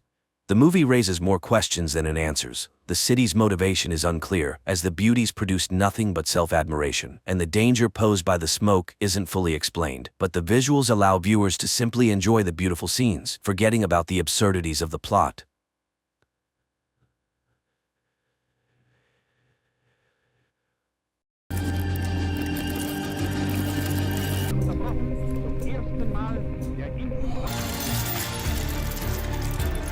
The movie begins in Leningrad in 1940. A young woman named Anya works as a seamstress in a factory where a young machinist, Vasily, who is very serious, notices her and even asks her to introduce him to her only relative, her brother Peter. However, Anya asks for a little more time, and the young man agrees to wait until the next day. But as the girl leaves for her lunch break, he quietly follows her, admiring her. Anya walks down the street, looking at a dirigible hovering above, from which German journalists are filming the city below. At this moment, a tram driven by Peter pulls up to an intersection. Suddenly, Anya realizes that a fast-moving truck is about to crash into the tram, and her brother will likely perish. Frozen in fear, she suddenly emits light waves that lift the truck into the air and throw it away from the intersection. The tram's windows shatter, injuring people, but a major accident is averted. This entire incident is captured on film by the journalists in the dirigible. As the shocked people try to recover, Peter jumps out of the tram, grabs Anya, and quickly takes her away. The girl regains consciousness in their shared room. Peter packs their belongings, urging his sister to flee Leningrad, although she is reluctant since they have already had to move several times due to her supernatural abilities manifesting at the most inappropriate times and attracting the attention of the authorities. Peter asks her to control her powers, but Anya is unable to master them as they are beyond her control. At that moment, representatives of the People's Commissariat for Internal Affairs burst into the room and arrest the siblings. An investigator named Ivan arrives at the scene. He interviews the victims, and one of the women recalls the strange girl standing at the crossroad. Back at the office, Ivan begins interrogating Anya, but she cannot provide any concrete information. She insists it was just an unfortunate accident, and then Ivan shows her photos from their previous residences where strange incidents and destruction occurred, prompting the siblings to move hastily. The investigator is willing to believe she is not a criminal, especially since he has also witnessed something very strange in his life. However, Ivan is unable to elaborate as his superior, Petrov, who turns out to be his father-in-law, takes Anya and leads her to the secret facilities managed by Professor Ilinsky. The scientist welcomes the girl, explaining that she is special and now they will study her abilities. However, Anya refuses to cooperate until she sees her brother, and Ilinsky promises to arrange a meeting for them. Meanwhile, Ivan cannot calm down, although Petrov, who is also his father-in-law, demands he forget the incident and focus on other matters. He had already barely managed to suppress his absurd report about an incident in Madrid. Returning home, Ivan tries to tell everything to his wife Vera, but she asks him to take a vacation and forget everything that happened. The action shifts to 1936. A group of Soviet soldiers, including Ivan, engages in battle with Spanish fascists in Madrid. Suddenly, a man in a strict coat and hat, wearing a strange mask, appears before them. Looking at the soldiers, he utters something incomprehensible, after which Ivan's comrades start shooting themselves one by one. Only Ivan finds the strength to shoot at the man in the mask. The man quickly disappears, leaving Ivan amidst his fallen comrades. The year is 1940. A man in a mask named Neumann and his assistant Katerina arrive in Munich, where the woman meets a Jewish boy named Baruch on the street, who plays chess brilliantly. She offers him a ride with them, noting he can always leave if he does not like their school. An orphan agrees and gets into the car, where Neumann utters several hissing words, causing Baruch to fall asleep instantly. Neumann agrees that the boy is brilliant, but by no means possesses superpowers. However, Katerina is determined to help the boy. Meanwhile, in Moscow, Professor Ilinsky leads Anya to the laboratory where she will be studied, and fulfilling his promise, brings her to a cell to see her brother. Peter again asks her not to show her abilities, and she promises to write to him. Baruch is brought to an ancient castle owned by Neumann. The boy is laid in a hammock in a hall inhabited by many other teenagers, but when the adults leave, he wakes up and is frightened by the dark silhouettes surrounding him. Back in Moscow, Professor Ilyinsky leads Anya to a separate room, more like a cell, and locks her in there. He then reports to Petrov that he has never seen anything like it. The girl is a scientific discovery, a unique case, to which the chief objects. She is a new weapon. Later, Anya is subjected to various tests, but she shows nothing special. Ivan cannot forget the incident, studying everything related to the strange explosion. The video footage of the accident also reaches Neumann, and he decides to fly to the USSR. There, the man is taken to meet with Professor Ilyinsky. Neumann introduces himself as a worker from the Ahnenerbe organization and immediately determines that the professor is terminally ill. He offers to ease his pain if the professor allows him to speak with Anya. Ilyinsky does not believe in his abilities, but Neumann utters something, and glowing waves emanate from him, enveloping the professor, causing him to lose consciousness. Taking advantage of this, Neumann searches his desk and takes some papers. Soon, Ilyinsky regains consciousness, but strangely feels no pain. He agrees to arrange a meeting with Anya and leads the German to the laboratory. Neumann approaches the girl and secretly shows her an execution order for her brother. Then waves of unprecedented force begin to emanate from the girl, literally blowing up the entire laboratory. Neumann grabs her and escapes. Ivan sees from the window a man in a hat whom he immediately recognizes and runs to the laboratory where explosions are heard, but Neumann and the girl are nowhere to be found. The narrative shifts to 1924. In a remote Karelian village, a woman lives with two children, Peter and Anya. One day they go with the village boys into the forest. Suddenly a pack of wolves leaps out at the children. The children freeze in fear, but waves emanate from Anya, scattering the beasts. When the men arrive at the clearing, they find the girl dead. 1940. Petrov enters the devastated laboratory, where people connected by tubes into a single organism and marked with the letter M lie in chairs. At first glance, this structure was not damaged by the explosion, as the injured Ilyinsky lying nearby confirms. The professor reports that Anya caused all this and refuses to continue the experiments. Then, Petrov shoots him. Afterward, he goes to Ilyinsky's colleague, who everyone simply calls Professor Lyubov. Petrov asks her to activate the M squad. Learning about the professor's death, the woman refuses to help Petrov, but he reminds her of her family, and Lyubov reluctantly agrees.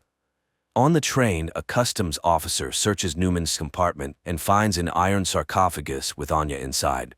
Unsure of what to do, he goes for help. Meanwhile, Anya envisions her own funeral following the incident with the wolves. Frightened, she comes to, and Neumann informs her that he is saving her. Anya tries to run, but the customs officers, who decided to detain the strange German, stop her. However, he utters something, and the military personnel bring their pistols to their own heads. Neumann and Anya leave. At the same time in Moscow, Petrov reports to his colleagues that a member of the Ahnenerbe, which translates to ancestral heritage, Neumann has stolen a valuable exhibit from the USSR, the girl Anya. A squad has already been formed to pursue the German and will depart in a matter of days. Learning of this, Ivan requests to be included, but Petrov, feeling sorry for his daughter, refuses to do so. Neumann leads Anya to a spot where Katerina's car is waiting, and she drives the pair to the castle. It is apparent that the woman does not like Neumann's new toy, but he immediately says that Anya is just like him. At the castle, they are greeted by children whom Neumann calls his army. Anya is escorted to her room, and Neumann finds a guest in his office, Admiral Canaris, who is very interested in the scientist's research. But today he has come to express his displeasure with Neumann's sabotage in the USSR, as it could start a war. Neumann reassures him and invites him to a formal dinner. Meanwhile, Anya is startled by a sound and sees Baruch in her room, trying to open her window to escape the castle. But Katerina and Neumann appear and stop him. While Katerina takes the boy away, Neumann tries to convince Anya that the castle is a paradise, and no one wants to leave of their own volition. Katerina brings Baruch to a bedroom, reminding him that he must speak only German and not tell anyone his real name if he wants to live. But when she leaves, the other teenagers attack him. In Moscow, Ivan asks his wife to help him get enrolled in the squad, after which he goes to Professor Lyubov. He is interested in whether hypnosis can make a person do what another wants. The professor asks him not to travel to Germany, but he is determined to find the man in the mask. In the castle, Anya finds Baruch hanging. The boy tries to explain that the others hate him and beat him, therefore he wants to run away. But Anya admits that it was the same for her until she became strong, and he can too. Later they find Neumann in the park, who promises Anya he will teach her to control her power. He explains that he inherited the castle from the person who adopted him, and now it serves as a refuge. He has set up Anya's room according to her taste and hopes she will like it here. Grateful, Anya sits down at the sewing machine, unexpectedly remembering how the villagers burned their house, calling her a witch. Then her brother saved her, though their mother died in the fire. Back in Moscow, Petrov enrolls Ivan in the squad and asks the commander to ensure that he does not return. Leningrad, 1937. Returning from Madrid, Ivan writes in his report everything he witnessed, but Petrov does not believe him, noting that if the soldiers shot themselves, they could be declared deserters. Tired of trying to convince the young man, Petrov takes him to Professor Lyubov. 1940. A special forces unit travels to Germany in a grain car. Ivan warns his comrades about Neumann's peculiarities, but it seems they don't quite believe him. At the castle, the children undergo daily training, while Anya enjoys the long-forgotten peace. In the morning, Katerina brings her a box with a new dress sent by Neumann for her to wear at his birthday party. The girl goes out to the hall where the children are preparing decorations for the evening, and then they head to training. Baruch is afraid of heights and falls from a rope ladder, but no one pities him. After that, it's time for shooting practice, but the boy throws his pistol down and runs to the local cemetery where Neumann finds him. Baruch asks to be let go, but the scientist promises to teach him not to be afraid. Meanwhile, Squad M climbs out of the wagon, and Ivan remembers his training in 1936 before being sent to Madrid. Then his comrades met him coldly because he was the boss's son-in-law, but Ivan earned respect through hard work and cleverness. And now he is on a special mission. Suddenly, they are hailed by an old man who turns out to be their liaison and must take them to the castle. At the same time, Petrov is informed that the squad has successfully crossed the border. Guests start arriving at the castle. Neumann welcomes Canaris and escorts him to the hall where music plays, and ladies and gentlemen drink and talk about the beautiful evening. Neumann himself is enchanted by Anya's beauty, and she gives him a hand-embroidered handkerchief she made for him. Later, guests deliver laudatory speeches in honor of the birthday boy, and he invites Anya to dance to the envy of the present ladies. Canaris notices Katerina's displeasure, but the woman remains cold, rejecting his advances. She dislikes Canaris's interest in their wards, and he tells her that people are already coming for Anya from the USSR. Squad M reaches the forest house of their liaison, who supplies them with weapons and draws a path on a map, but then shots ring out. German soldiers have caught up with the saboteurs. A battle ensues and the Russians win. Later, the commander finishes off the wounded enemies and, unexpectedly for Ivan, shoots the liaison, indicating that they have no orders to return. At the castle, Canaris agrees to play chess with Baruch, and the boy wins. The admiral admires his genius, but upon learning that the boy is Jewish, he pulls out a pistol. Anya sees the man aiming at the child, and her powers activate. Guests watch in horror as everything in the hall begins to rise into the air. The admiral himself is lifted up, but at that moment Neumann grabs the girl by the shoulder. She faints, and Canaris falls to the floor. Everything stops immediately, but people scream and scatter. The furious admiral orders all children to be destroyed within 3 days and departs. Neumann escorts Anya to her room and admires her because today she managed to stop. The girl does not understand why it is necessary to destroy the Jews, and Neumann reminds her that no one pitied them either, as they were not like everyone else. The man returns to his office where Katerina awaits him, but he does not accept her attentions because he is seriously captivated by Anya and hopes to succeed with her. However, Katerina is saddened by this turn in their relationship and reminds him of Canaris's order, but Neumann intends to make a profitable deal. The action shifts to Neumann's childhood when children laughed at him and drove him away. His parents were forced to put a mask with a digital lock on him so he couldn't harm anyone, and the boy suffered greatly from this. One day his father complained to the landlord that his son was hindering his ability to fulfill his duties as a tenant, and the man came to see the unusual child. They explained to him that Neumann scared all the guests and caused his father to lose a finger. The year is 1940. The morning after the dinner, Anya goes out to the hall, but the servants who witnessed yesterday's incident look at her warily. Then the girl goes to the park, where she is met by an armed Katerina, but seeing the guards, she returns to the house. Later, Neumann conducts a meditation for the teenagers, asking Thor to give them strength. Anya sees this and asks for permission to start training. Neumann orders Katerina to stay at the castle and wait for guests, and he takes Anya away. Meanwhile, the squad continues to move through the forest. Soon they find a rubber boat at the prearranged place. Neumann puts Anya on his personal plane and takes her to his parents' house. Landing, they walk across a bridge and suddenly Neumann asks the girl to remember her brother. Her powers activate. Water rises up, carrying fish and creating a reverse waterfall. But then the man calls her, Anya comes to her senses, and everything returns to normal. However, now she can use her powers when she needs to. Soon they enter an old house and Neumann recalls how he was taken from his father's home. Lastly, his mother writes down the password to his mask on a piece of paper, and little Neumann leaves their lives forever. In the present, he tells that his father was a harsh and cruel man, often beating him and his mother, so he promised himself that his child would never be unhappy. The man remembers how his patron removed his mask and wanted to throw it away, but Neumann did not allow it. The man informed him that he would now take care of him, but he must trust him. Soon they arrived at the castle, where the patron confessed that every person has the right to be happy, and the boy lived for the first time like a normal child. But a year later, war came. His patron went away on business, and their home turned into a hospital. Neumann helped as best he could. Once he had to assist in the amputation of a leg. The soldier was in great pain, and then Neumann activated his powers and relieved the poor man of his suffering during the operation. Later he confessed to one of the nurses that he loved her. The adult woman laughed at the boy but said she loved him too. But one day he caught his nurse with one of the recovering soldiers, and in a fit of rage he made the soldier kill himself with a hammer. They caught him, gagged him, tied him up, and took him away from the castle. In 1940 he tells Anya that his parents died, so he is so happy to have found her. The girl lights candles in the fireplace, using her new powers, which delights Neumann. They drink wine and then become close. At night, Anya dreams where Baruch dies and wakes up terrified. She asks Neumann to return to the castle. Meanwhile, the squad reaches the river. One of the soldiers is wounded and runs out of strength. Then he takes his own life so as not to be a burden to his comrades. Only 3 remain, but they still row towards the castle.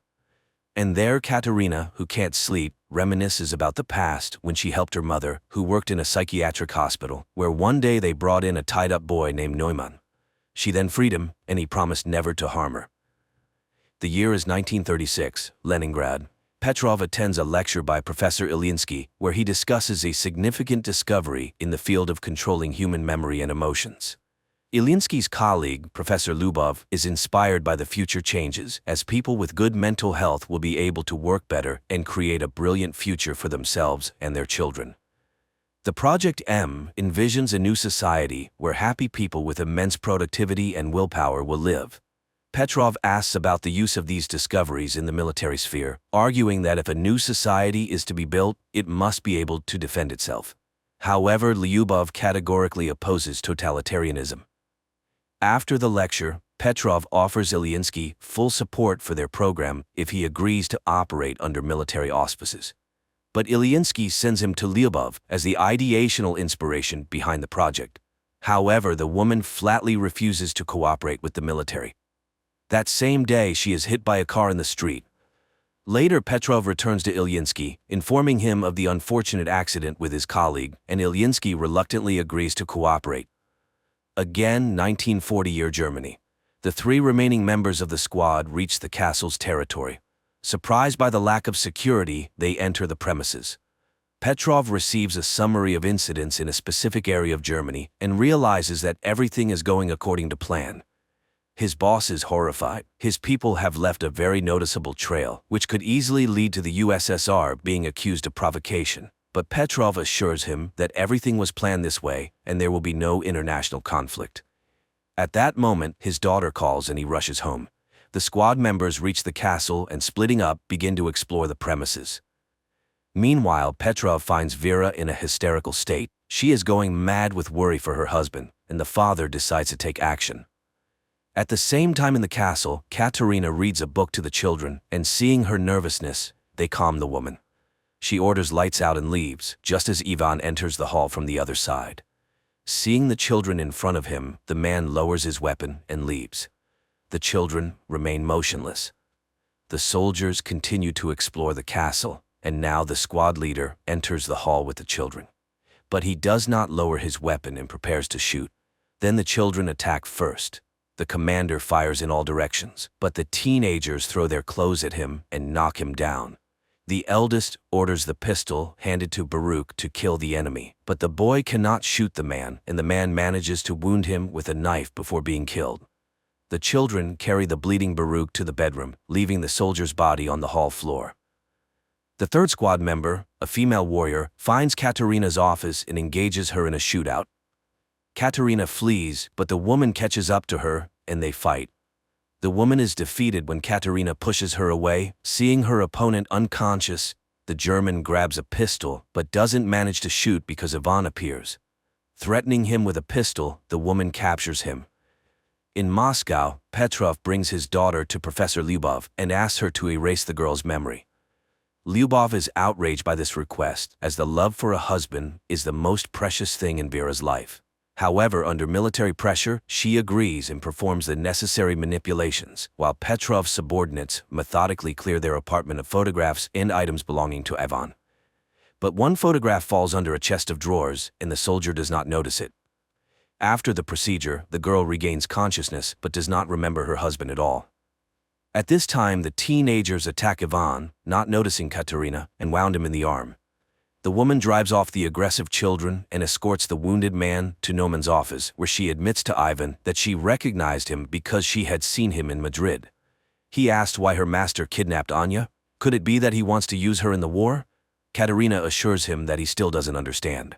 People are petty and greedy creatures fighting for power. Neumann is unique. He is ready to seize all power on Earth to save the world from war. Meanwhile, Neumann and Anya arrive at the castle and find a wounded woman on the threshold. The scientist finishes her off with a pistol while Anya runs to the bedroom to the teenagers and finds Baruch dead. At this time, Ivan is bandaging himself while Katerina explains that they teach the children survival by developing their skills, because their destiny is to save the world under Neumann's leadership. The woman offers to help him escape if he will help her, but before Ivan can hear her out, Neumann enters the door. The Russian immediately picks up a pistol and takes the woman hostage. However, the German informs him that he does not care about her fate, which visibly upsets her. At that moment, Anya runs into the office and uses her power to knock Ivan off his feet, but when she recognizes the man, Neumann quickly takes her away, leaving the Russian with Katerina. In Moscow, Professor Lyubov mourns Ilyinsky when Petrov brings her folders with the names of the condemned, whom she can save by including them in Squad M. She remembers how after the accident, Ilyinsky came to her in the hospital.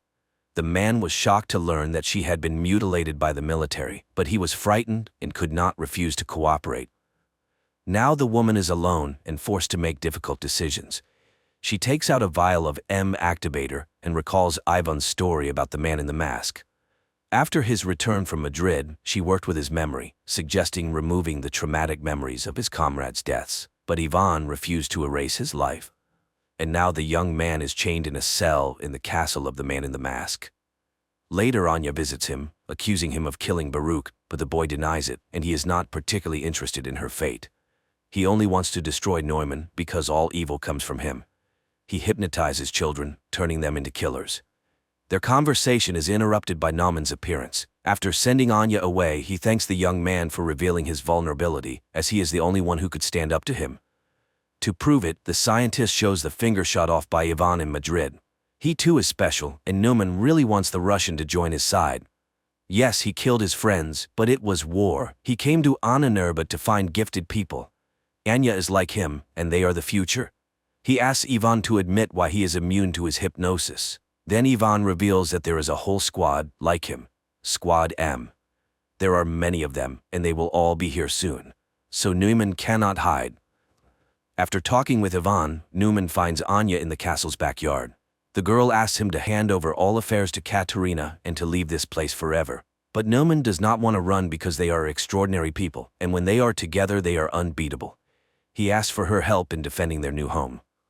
Later, he thanks Katerina for managing the situation and confesses that he is glad she was not hurt during the Russian raid. Meanwhile, Anya remembers how in Moscow she wrote letters to her brother while locked up in the laboratory. She used to give them to the professor, but she could not have imagined that he read her letters to Peter, who was undergoing mental processing as a participant in Squad M. At this time, she burns them in the backyard of the castle, hoping that life will give her a chance to start over. Later, the castle's inhabitants conduct a funeral rite for Baruch. The teenagers carry the boy's body to the seashore, where the cemetery is located, and burn it on a ritual pyre. Anya is shocked by the number of children's graves and realizes that Ivan was telling the truth. Katerina urges her to leave and save herself. Anya runs to Ivan's cell and asks him to tell her what he saw in Madrid that was so special. The boy talks about the death of his comrades and Neumann's chilling whisper, but the German doesn't know that he just had a misfire. He is not special and survived only because of the pistol's malfunction, but if Neumann finds out, he will kill him immediately. And only Anya can stand up to him.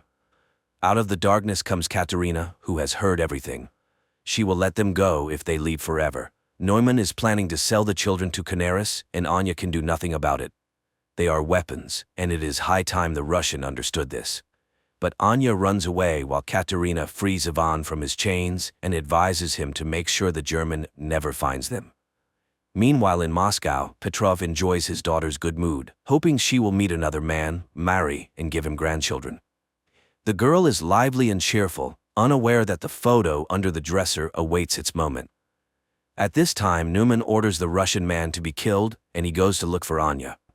Meanwhile, Katerina leads Ivan to her car, where Neumann's guard catches up with them. He engages in a fight with the Russian, and when he is about to kill him, Katerina attacks the guard. The guard is much stronger, and Katerina has to shoot. The teenagers hear the sound and run into the courtyard while Katerina puts Ivan in the car and drives him away from the estate. Neumann finds Anya at the cemetery. The girl asks him to let the children go, but he refuses. They are insignificant to him because he hopes to build a new world using their combined powers. Moreover, they will definitely have a son who will be the strongest and greatest on the planet. Hearing this, Anya wants to leave. Then Neumann sees Katerina's car and realizes what she is about to do. He puts on his quantum mask, which greatly amplifies the power of his voice, and begins to speak, while Ivan stands on the car step and aims an assault rifle at him. The mask works. Katerina's car loses control and crashes from a high cliff into the water, but Ivan manages to jump from the step and survives. Then, members of the second Squad M, who were heading to the castle, covering for the distracting maneuvers of the first squad, open fire on Neumann. But the soldiers are programmed for total destruction, and one of them engages in a fight with Ivan, not realizing he is an ally. The young man has to kill the soldier. Neumann asks Anya to activate her power, and the girl begins to do so when she recognizes one of the soldiers as her brother. Neumann is knocked down by her force, rocks crash from the sky, and the girl runs to Peter, realizing that this time he is indeed dead. Anya's powers activate again when Neumann falls from Ivan's shot.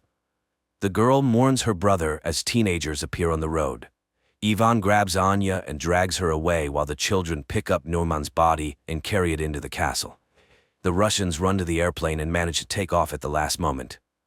9 months later, Neumann, who survived the injury, listens to Hitler's speeches and experiments with a new kind of influence on people, broadcasting his voice through radio equipment. Meanwhile, in Anya's native village, a bearded Ivan arrives from the woods as his woman is about to give birth. Pregnant Anya is dragged into the village where women come to help. As the birth proceeds, an announcement about the start of the war with Germany is broadcast from the speakers. Later, surrounded by streams of power, Anya gives birth to a healthy baby boy. Neumann is immediately informed by a fortune-telling girl. Then one of the villagers recognizes Anya and hurries to tell his fellow villagers whom they have just helped. But Ivan stops him when bombers appear in the sky, from which a large number of paratroopers descend. Japan 2023. People board a train and head to work. Everyone is busy with their own things, scrolling through Instagram feeds, making acquaintances on social networks, and discussing plans for the evening, unaware that in just a few minutes, their lives will change forever. Suddenly, the train's speed increases, and strange things start happening. A bottle cap rolling on the floor of the carriage suddenly disappears. Passengers begin receiving alerts about powerful earthquakes on their phones. Then the train enters a gloomy tunnel and comes to a sudden halt. People regain consciousness, bewildered by what has happened. One of the passengers opens the entrance doors, and people, screaming and pushing each other, rush to the exit, jumping from the high steps. But once outside, they can't believe their eyes. Traces of the civilized world are gone, and they are surrounded by the remnants of a destroyed city, overgrown with trees and grass. Moreover, all the carriages have disappeared without a trace, except for the fifth one they were in. As time passes, the passengers begin to get acquainted. One of the guys, Shirahama, a firefighter, examines the injured and suggests checking the tunnel behind the carriage.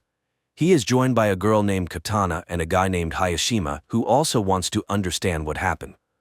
Meanwhile, the police in the city cannot figure out where the last two carriages have gone, while the rest of the train, along with the passengers, remains undamaged. The three volunteers enter the tunnel and walk through the dark underworld for a long time. Suddenly, they notice a light ahead and hurry towards it, but when they emerge outside, they are astonished. There is nothing around that would remind them of the year 2023 with skyscrapers and technology, just a vast, lifeless desert. Shocked, the trio returns to their fellow misfortune mates. Initially, people do not believe their report, but after Hayashima shows a video recording of the surroundings, they are forced to accept the new reality. After 7 hours, people languish in anticipation of rescuers, when one of the girls, Reni, secretly looks into Hayashima's bag and finds a letter marked with the criminal department's seals, leading her to suspect that the guy's a criminal. Then Reni snatches food from Katana's bag, but, thinking she was seen, discards the package. Hayashima picks it up and carries it to the train, just as Katana discovers the theft. Seeing it in the guy's hands, the passengers accuse him of theft. Moreover, Reni reports about the letter from the colony. Offended, Hayashima denies the accusations and announces his departure. At this time, Shirahama pulls out a box of fruits and offers to share them. While Katana is distributing the food, one of the guys reviews the video he made earlier, clearly showing Reni stealing the food. Realizing that Hayashima is innocent, Shirahama and Katana run after him, managing to save the guy who nearly falls into a deep ditch. In gratitude, he confesses that he works as a hairdresser and is already 30 years old. But he refuses to explain the origin of the letter from the colony. Night falls. Passengers somehow settle down to sleep, but many cannot sleep, worrying about their future.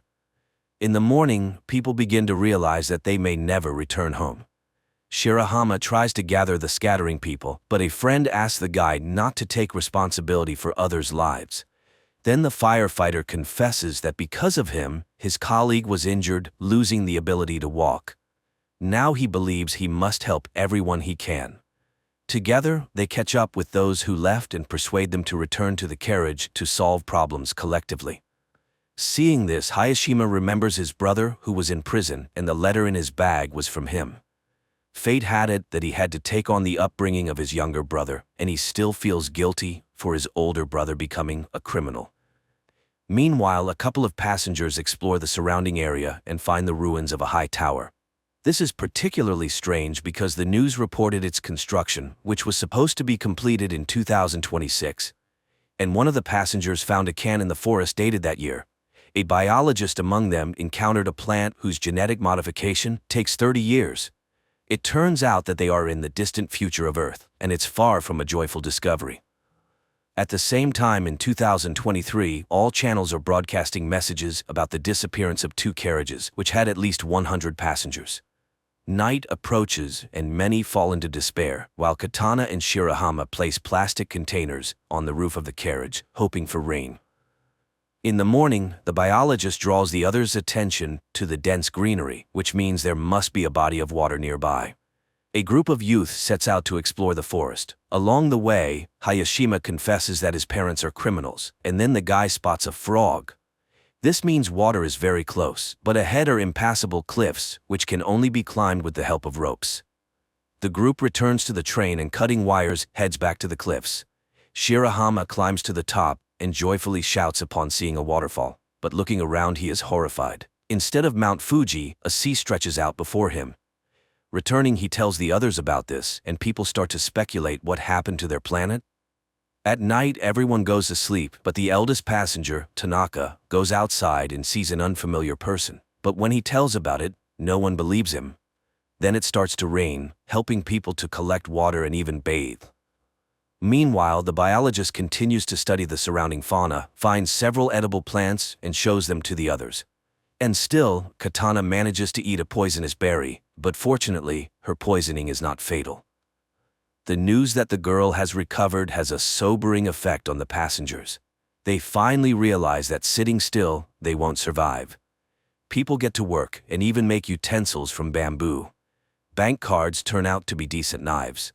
The group of youths brings water from the waterfall, and they prepare a soup from plants. But after dinner, some feel sick and the biologist discovers a couple of poisonous berries in the common pot.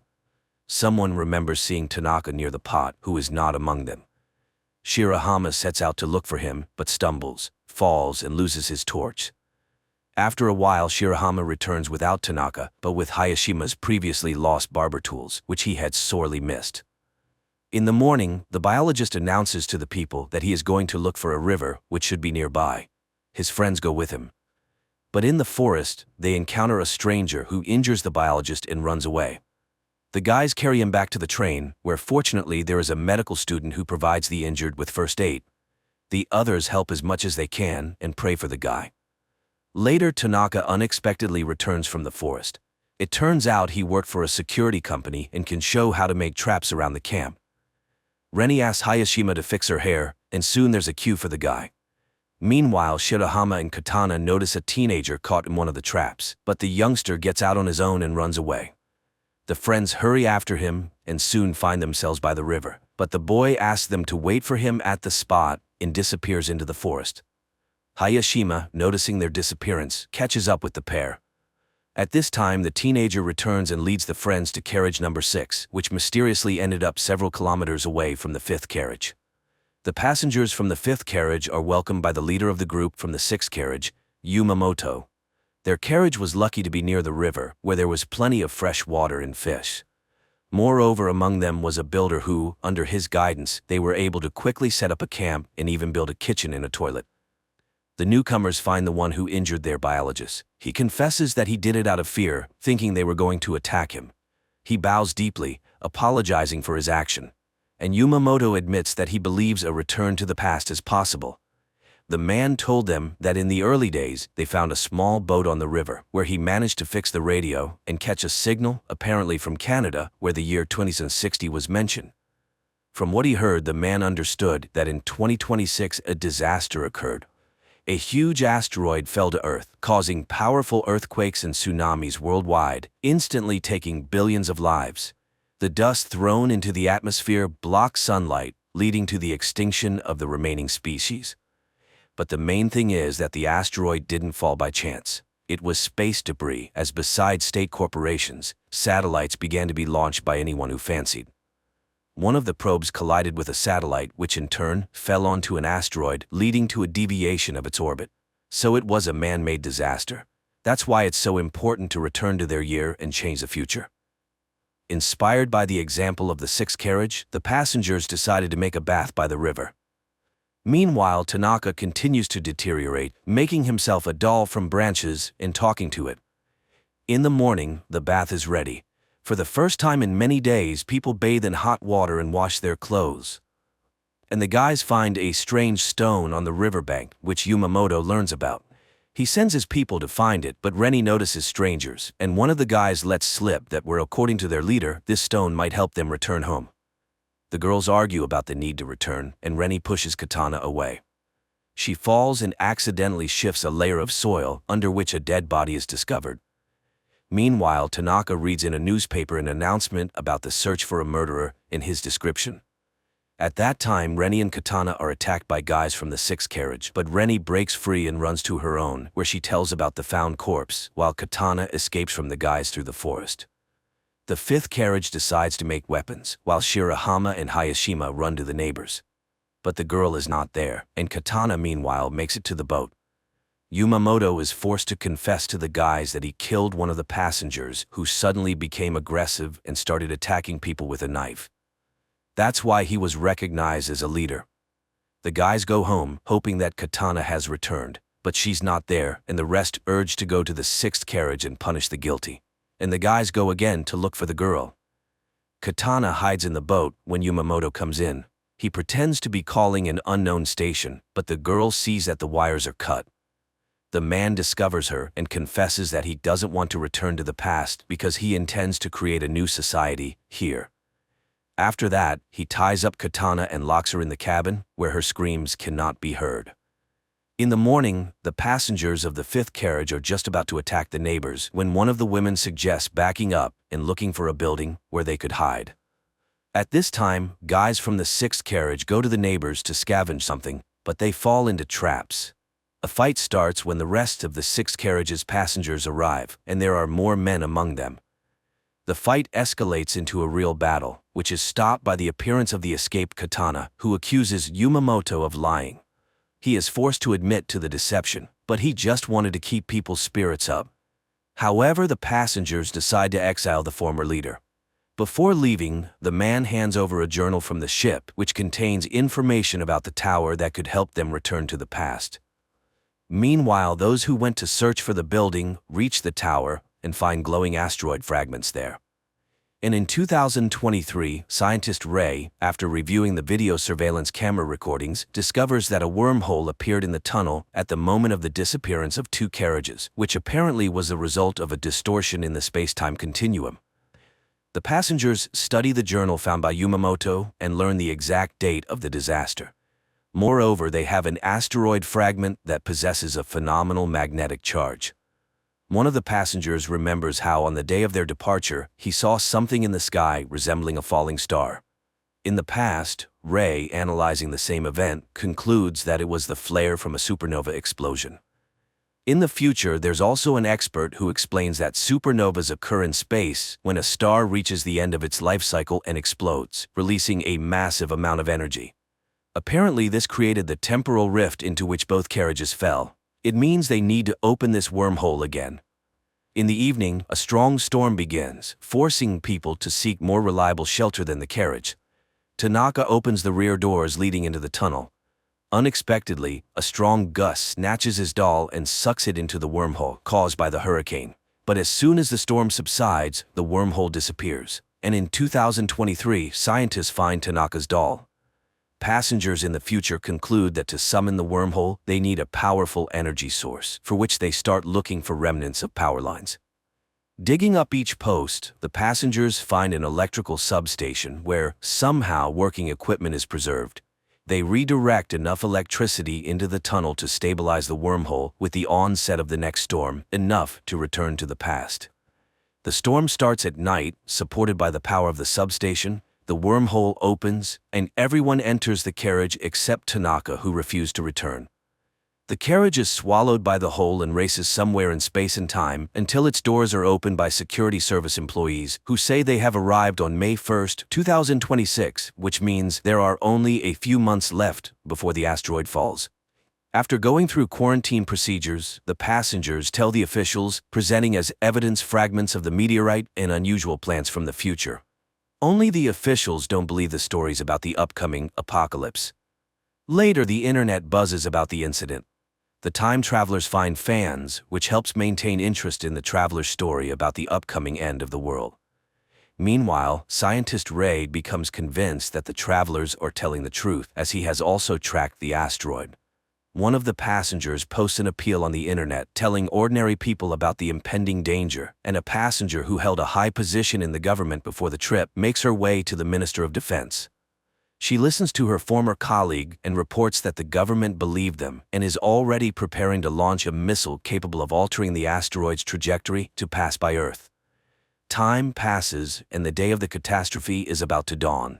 The travelers decide to gather together on the platform to find out whether it was possible to avert the disaster, and if not, to perish together. But the military successfully completes their task and changes the meteorite's trajectory, saving humanity from total extinction. Quite an unusual series where various theories about the impending doom of humanity are mixed. And the finale of the story is very relevant, emphasizing that life on Earth is the result of the actions of each living being. And the future of the planet is a collective human responsibility.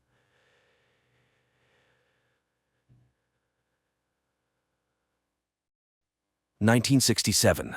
Upon landing on Earth, after completing their mission, the Soviet spacecraft Soyuz 1, with cosmonaut Vladimir Komarov on board, tragically perishes. Many years later, under the leadership of the Swedish billionaire Meyer, an expedition to Mars is being prepared. After 10 months, the crew of the spaceship Ulysses reaches the Red Planet. The captain informs the team that they have received permission to land and asks the ship's AI, named Irene, to verify everything required for a soft landing. At this time, Meyer reveals that he spent 4 years preparing for this journey, sacrificing almost all his money for it. However, the American company Zillion beat them to it by landing 2 weeks ago.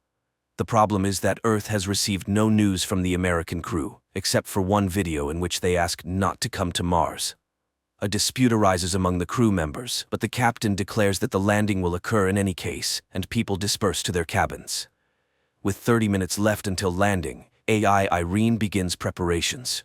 However, an unforeseen event occurs. The ship does not detach from the carrier system, posing a threat to the entire crew. The only way out is to perform the separation manually. The commander ventures into space and struggles to free the attachments, but at that moment, the shuttle enters Mars's atmosphere, throwing the captain into open space. The shuttle almost crashes onto Mars as a system error causes a power outage. Now, they can only rely on manual landing. AI Irene goes into sleep mode, and the astronauts still manage to land on Mars. They succeeded, but their fuel is depleted, and Irene does not restart. Without the onboard computer and life support system, they have only a day to survive. Alessandra mourns her deceased husband when she sees a figure in a spacesuit through the window. After diagnosing the ship, it becomes apparent that too much fuel was consumed during the landing, and now the ship cannot return to orbit. The only option is to wait for the solar panels to power the generators, but there's a storm on the surface, and it will take 2 days, time they don't have. At this point, Simon mentions the American ship Zeta 1, which beat them by 2 weeks. It likely crashed, but there are probably batteries left. The rover sets out on a journey while those remaining on the ship try to restart the system. Engineer Basil recalls that the AI has an energy-saving function.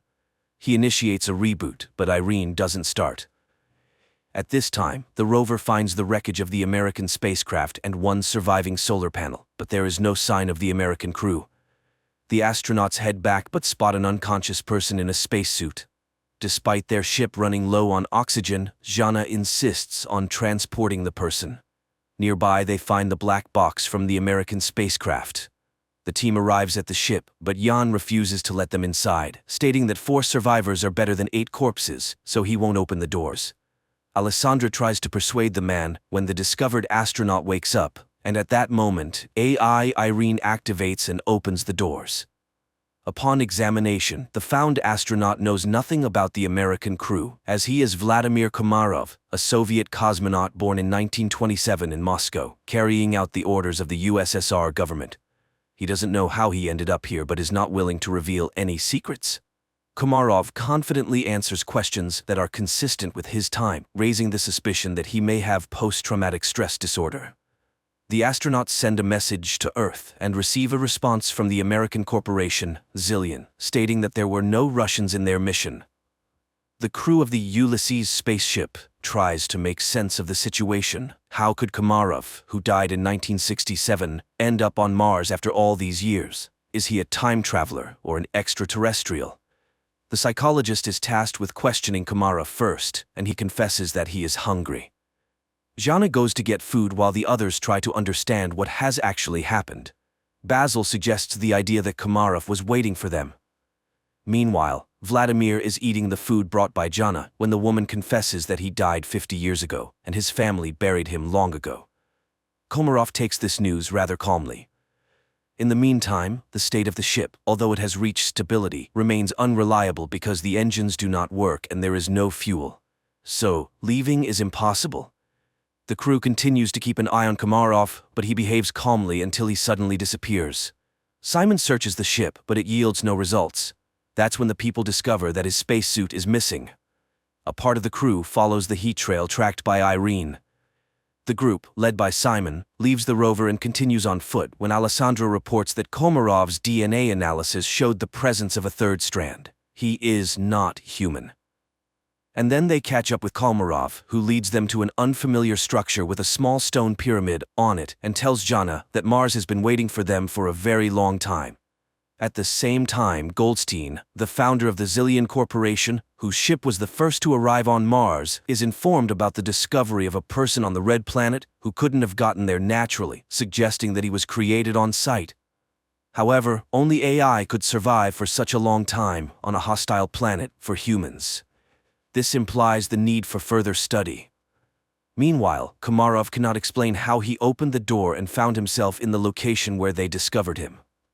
AI, Irene conducts an analysis of the structure and determines that it is identical to Earth structures from ancient civilizations. It means that someone was inspired by human civilization, or humans borrowed these elements from extraterrestrials. The ship's crew increasingly ponders whether they will be able to return home when they notice the landing of Goldstein's second ship. Soon, the captain of the ship, Gemma, establishes contact and promises to help them return to Earth. However, Meyer does not trust Goldstein and advises hiding Komarov from competitors. Jana brings Komarov a uniform so that he does not stand out when the visitors arrive, and he requests that they trust him. Shortly, two armed military personnel, Edward and Adam, arrive on their ship and behave rather aggressively. Edward demands that they hand over the black box from the Zeta-1 ship and, not hearing agreement, orders his partner to search the ship.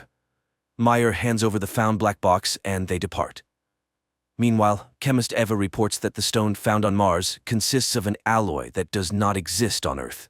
However, it is known from ancient sources and was once called orichalcum, the metal of Atlantis. In addition to copper, zinc, nickel, and iron, it contains a third strand of DNA, similar to Komarov's. Meyer warns that if Goldstein learns about this, he will take the cosmonaut back. The crew is divided into those willing to exchange him for fuel and those who are willing to stay but want to know the truth. Jana invites Vladimir into her cabin and asks for permission to use hypnosis. He agrees, and the psychologist begins her work. The rest of the crew listens to the conversation via transmission. However, Komarov only shares the final moments on the Soyuz spacecraft before its demise. During this time, Gemma and Alan arrive on the ship and apologize for the actions of the military, and express their readiness to help fix all the malfunctions. Jana remembers her conversation with Komarov, who laments the future of Earth due to humanity's irresponsible behavior. In the meantime, it is revealed that the billionaire Meyer did not plan the flight just for the sake of it. 4 years ago, the rover sent a photo to Earth of the found stele, and he confesses that they found a stone with unknown DNA. Gemma explains that it's an information storage system that can be rewritten. Upon hearing these words, AI Irene activates and deciphers the message on the stone. It's a series of numbers.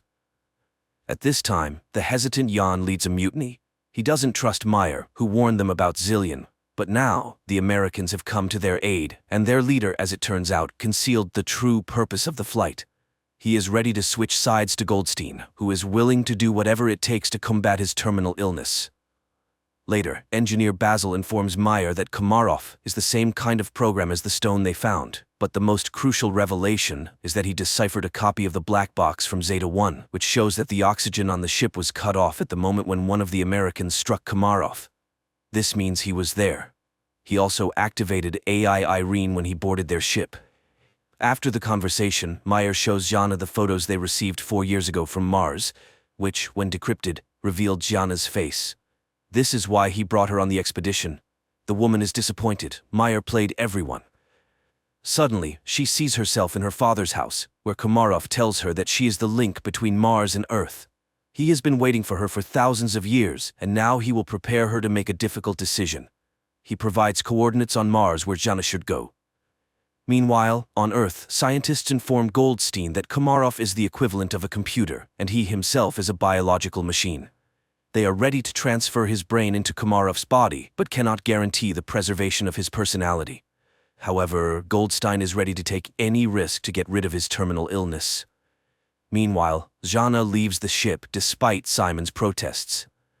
At this time, technicians Alan and Alessandra test the engine and discover that access to it is blocked, and Irene suddenly begins responding with jokes, which is entirely uncharacteristic for a machine. It is revealed that she has reprogrammed herself, Her interface and logic are changing, and she refuses to answer who or what made her do this. Engineer Basil realizes that her system is becoming like a brain. Irene confesses that she is evolving. In the meantime, Jana finds a small stone pyramid, and Simon forcibly makes Gemma accompany him in the search for Jana. Jan discovers his absence, and after contacting Simon, receives an order not to let anyone inside. Just at that moment, American military personnel arrive, demanding that they hand over Komarov. Jan is willing to open the entrance, but the rest of the team opposes it. Mayer asks Basil to send a message to Goldstein, hoping that he may be more reasonable than his people. However, Irene has blocked communication with the Earth. The engineer realizes that radical measures will have to be taken, but Jan still opens the doors, and the military personnel enter. Basil begins to reboot Irene, just as the Americans find Komarov, but then the lights go out, and the astronaut disappears. Meanwhile, Jana, stumbling, falls from a hill.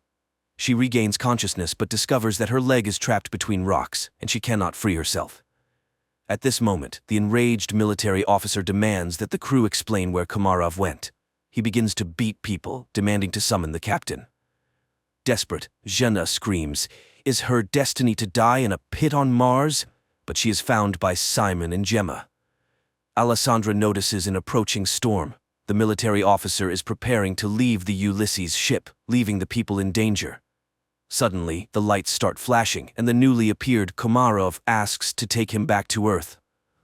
Simon, Gemma, and Jana go together to the place indicated by Komarov and find an entrance to an underground bunker, very similar to the Petra tomb. The psychologist feels where to go and leads the couple. Soon, they find real water, but this is not what Komarov wanted to show them. Meanwhile, on Earth, Goldstein tells the nurse a story about the study of Mars. People were searching for green men, but it's all much simpler. He tells the story of the loyal dog Hachiko and compares Komarov to him, who was created by someone 100,000 years ago and left on Mars, where he faithfully waited for his owner to this day. At this time, on Mars, the astronauts find a wall made of human bones and realize that they are not the first people on this planet. It's not Earthlings colonizing Mars, it's the Martians who came to Earth, depleting the resources of the Red Planet. A tragedy unfolds on the Ulysses spaceship. The cowardly Yan grabs a gun, intending to get on the American ship at any cost to return to Earth, and shoots Komarov. Jana immediately falls in excruciating pain and Gemma flees. Alessandra tries to help Komarov, and Simon helps Jana, but the Russian cosmonaut dies, and Jana stops breathing too. Then Simon removes his helmet and, surprised by the presence of air in the cave, performs artificial respiration on her. The girl regains consciousness. Gemma walks toward the Ulysses ship when she's informed of Komarov's death and the approaching storm. Meanwhile, Meyer secretly goes in search of his crew members because the Americans refuse to take the billionaire's team back to Earth. At this moment, a recovering Jana sees the light in the bunker and leads Simon to it. Upon coming out, the astronauts see a figure in a spacesuit in front of them and recognize Komarov. Meyer finds the entrance to the bunker and catches up with Simon and Jana while heading toward the light. He is amazed by the presence of a living Komarov who suddenly tells them that everything ended here a long time ago. People realize that this is the North Pole of Mars, but how did they get here? Komarov explains that this planet was once inhabited by a species that went extinct because it went astray. And that species was humans. A group of survivors settled in this place but ended up killing each other when resources ran out. The rest of them flew back to Earth. Plato called them the Atlanteans. Komarov continues to talk about how he waited for thousands of years for Jana, who embodies qualities of both branches, human and Martian AI. Only she can save humanity from themselves. She must decide whether humans deserve a second chance. Their conversation is interrupted by the military officer who intends to take the psychologist back to Earth. The American aims his weapon at the cosmonauts, and Jana seeks help from Komarov. Suddenly, the military officer starts gasping for breath and falls. Upon returning to the ship, Simon orders them to prepare to depart. Meanwhile, Gemma from the Zillion ship tries to contact her associates, but none of them respond. She decides to fly back to Earth alone. The Ulysses crew heads to her ship, trying to establish contact with her and informing her about the deaths of the military personnel, but she doesn't respond. That's when Meyer starts speaking, recalling their past relationship, and confesses that he's no better than Goldstein because he's willing to do anything to ensure his name remains in history, even betraying his team. However, she's not like that. She won't be able to live knowing she has ruined people. Suddenly, Gemma's voice is heard, asking them to hurry. Goldstein has heard that Gemma has decided to take the Ulysses crew back to Earth and has blocked the control panel of the Zeta-2 ship before takeoff. The people on the ship prepare for their impending demise, and Jana asks Mars what she should do. Everything she saw and heard on the red planet flashes through her mind, and, with sheer willpower, she removes the control panel's block. Suddenly, an armed military officer appears in front of the ship, intent on damaging the engines with his weapon. Simon is about to step out to stop the madman, but Jana beats him to it. She aims the weapon at the American, but informs him that Mars will be the one to kill him. The military officer falls. The countdown for liftoff begins, and Jana realizes that there's no time to return. She bids farewell to the crew, confessing her love for Simon. The ship takes off. Suddenly, Meyer notices that it's dark at the North Pole of Mars. This means that they couldn't have been there just a few minutes ago. They truly were at the North Pole of Mars, but in the distant past when the red planet was still suitable for life. At the same time, Goldstein is informed of the ship's return, and he's beside himself with rage, declaring that he will go to Mars himself, and that's where the first season ends.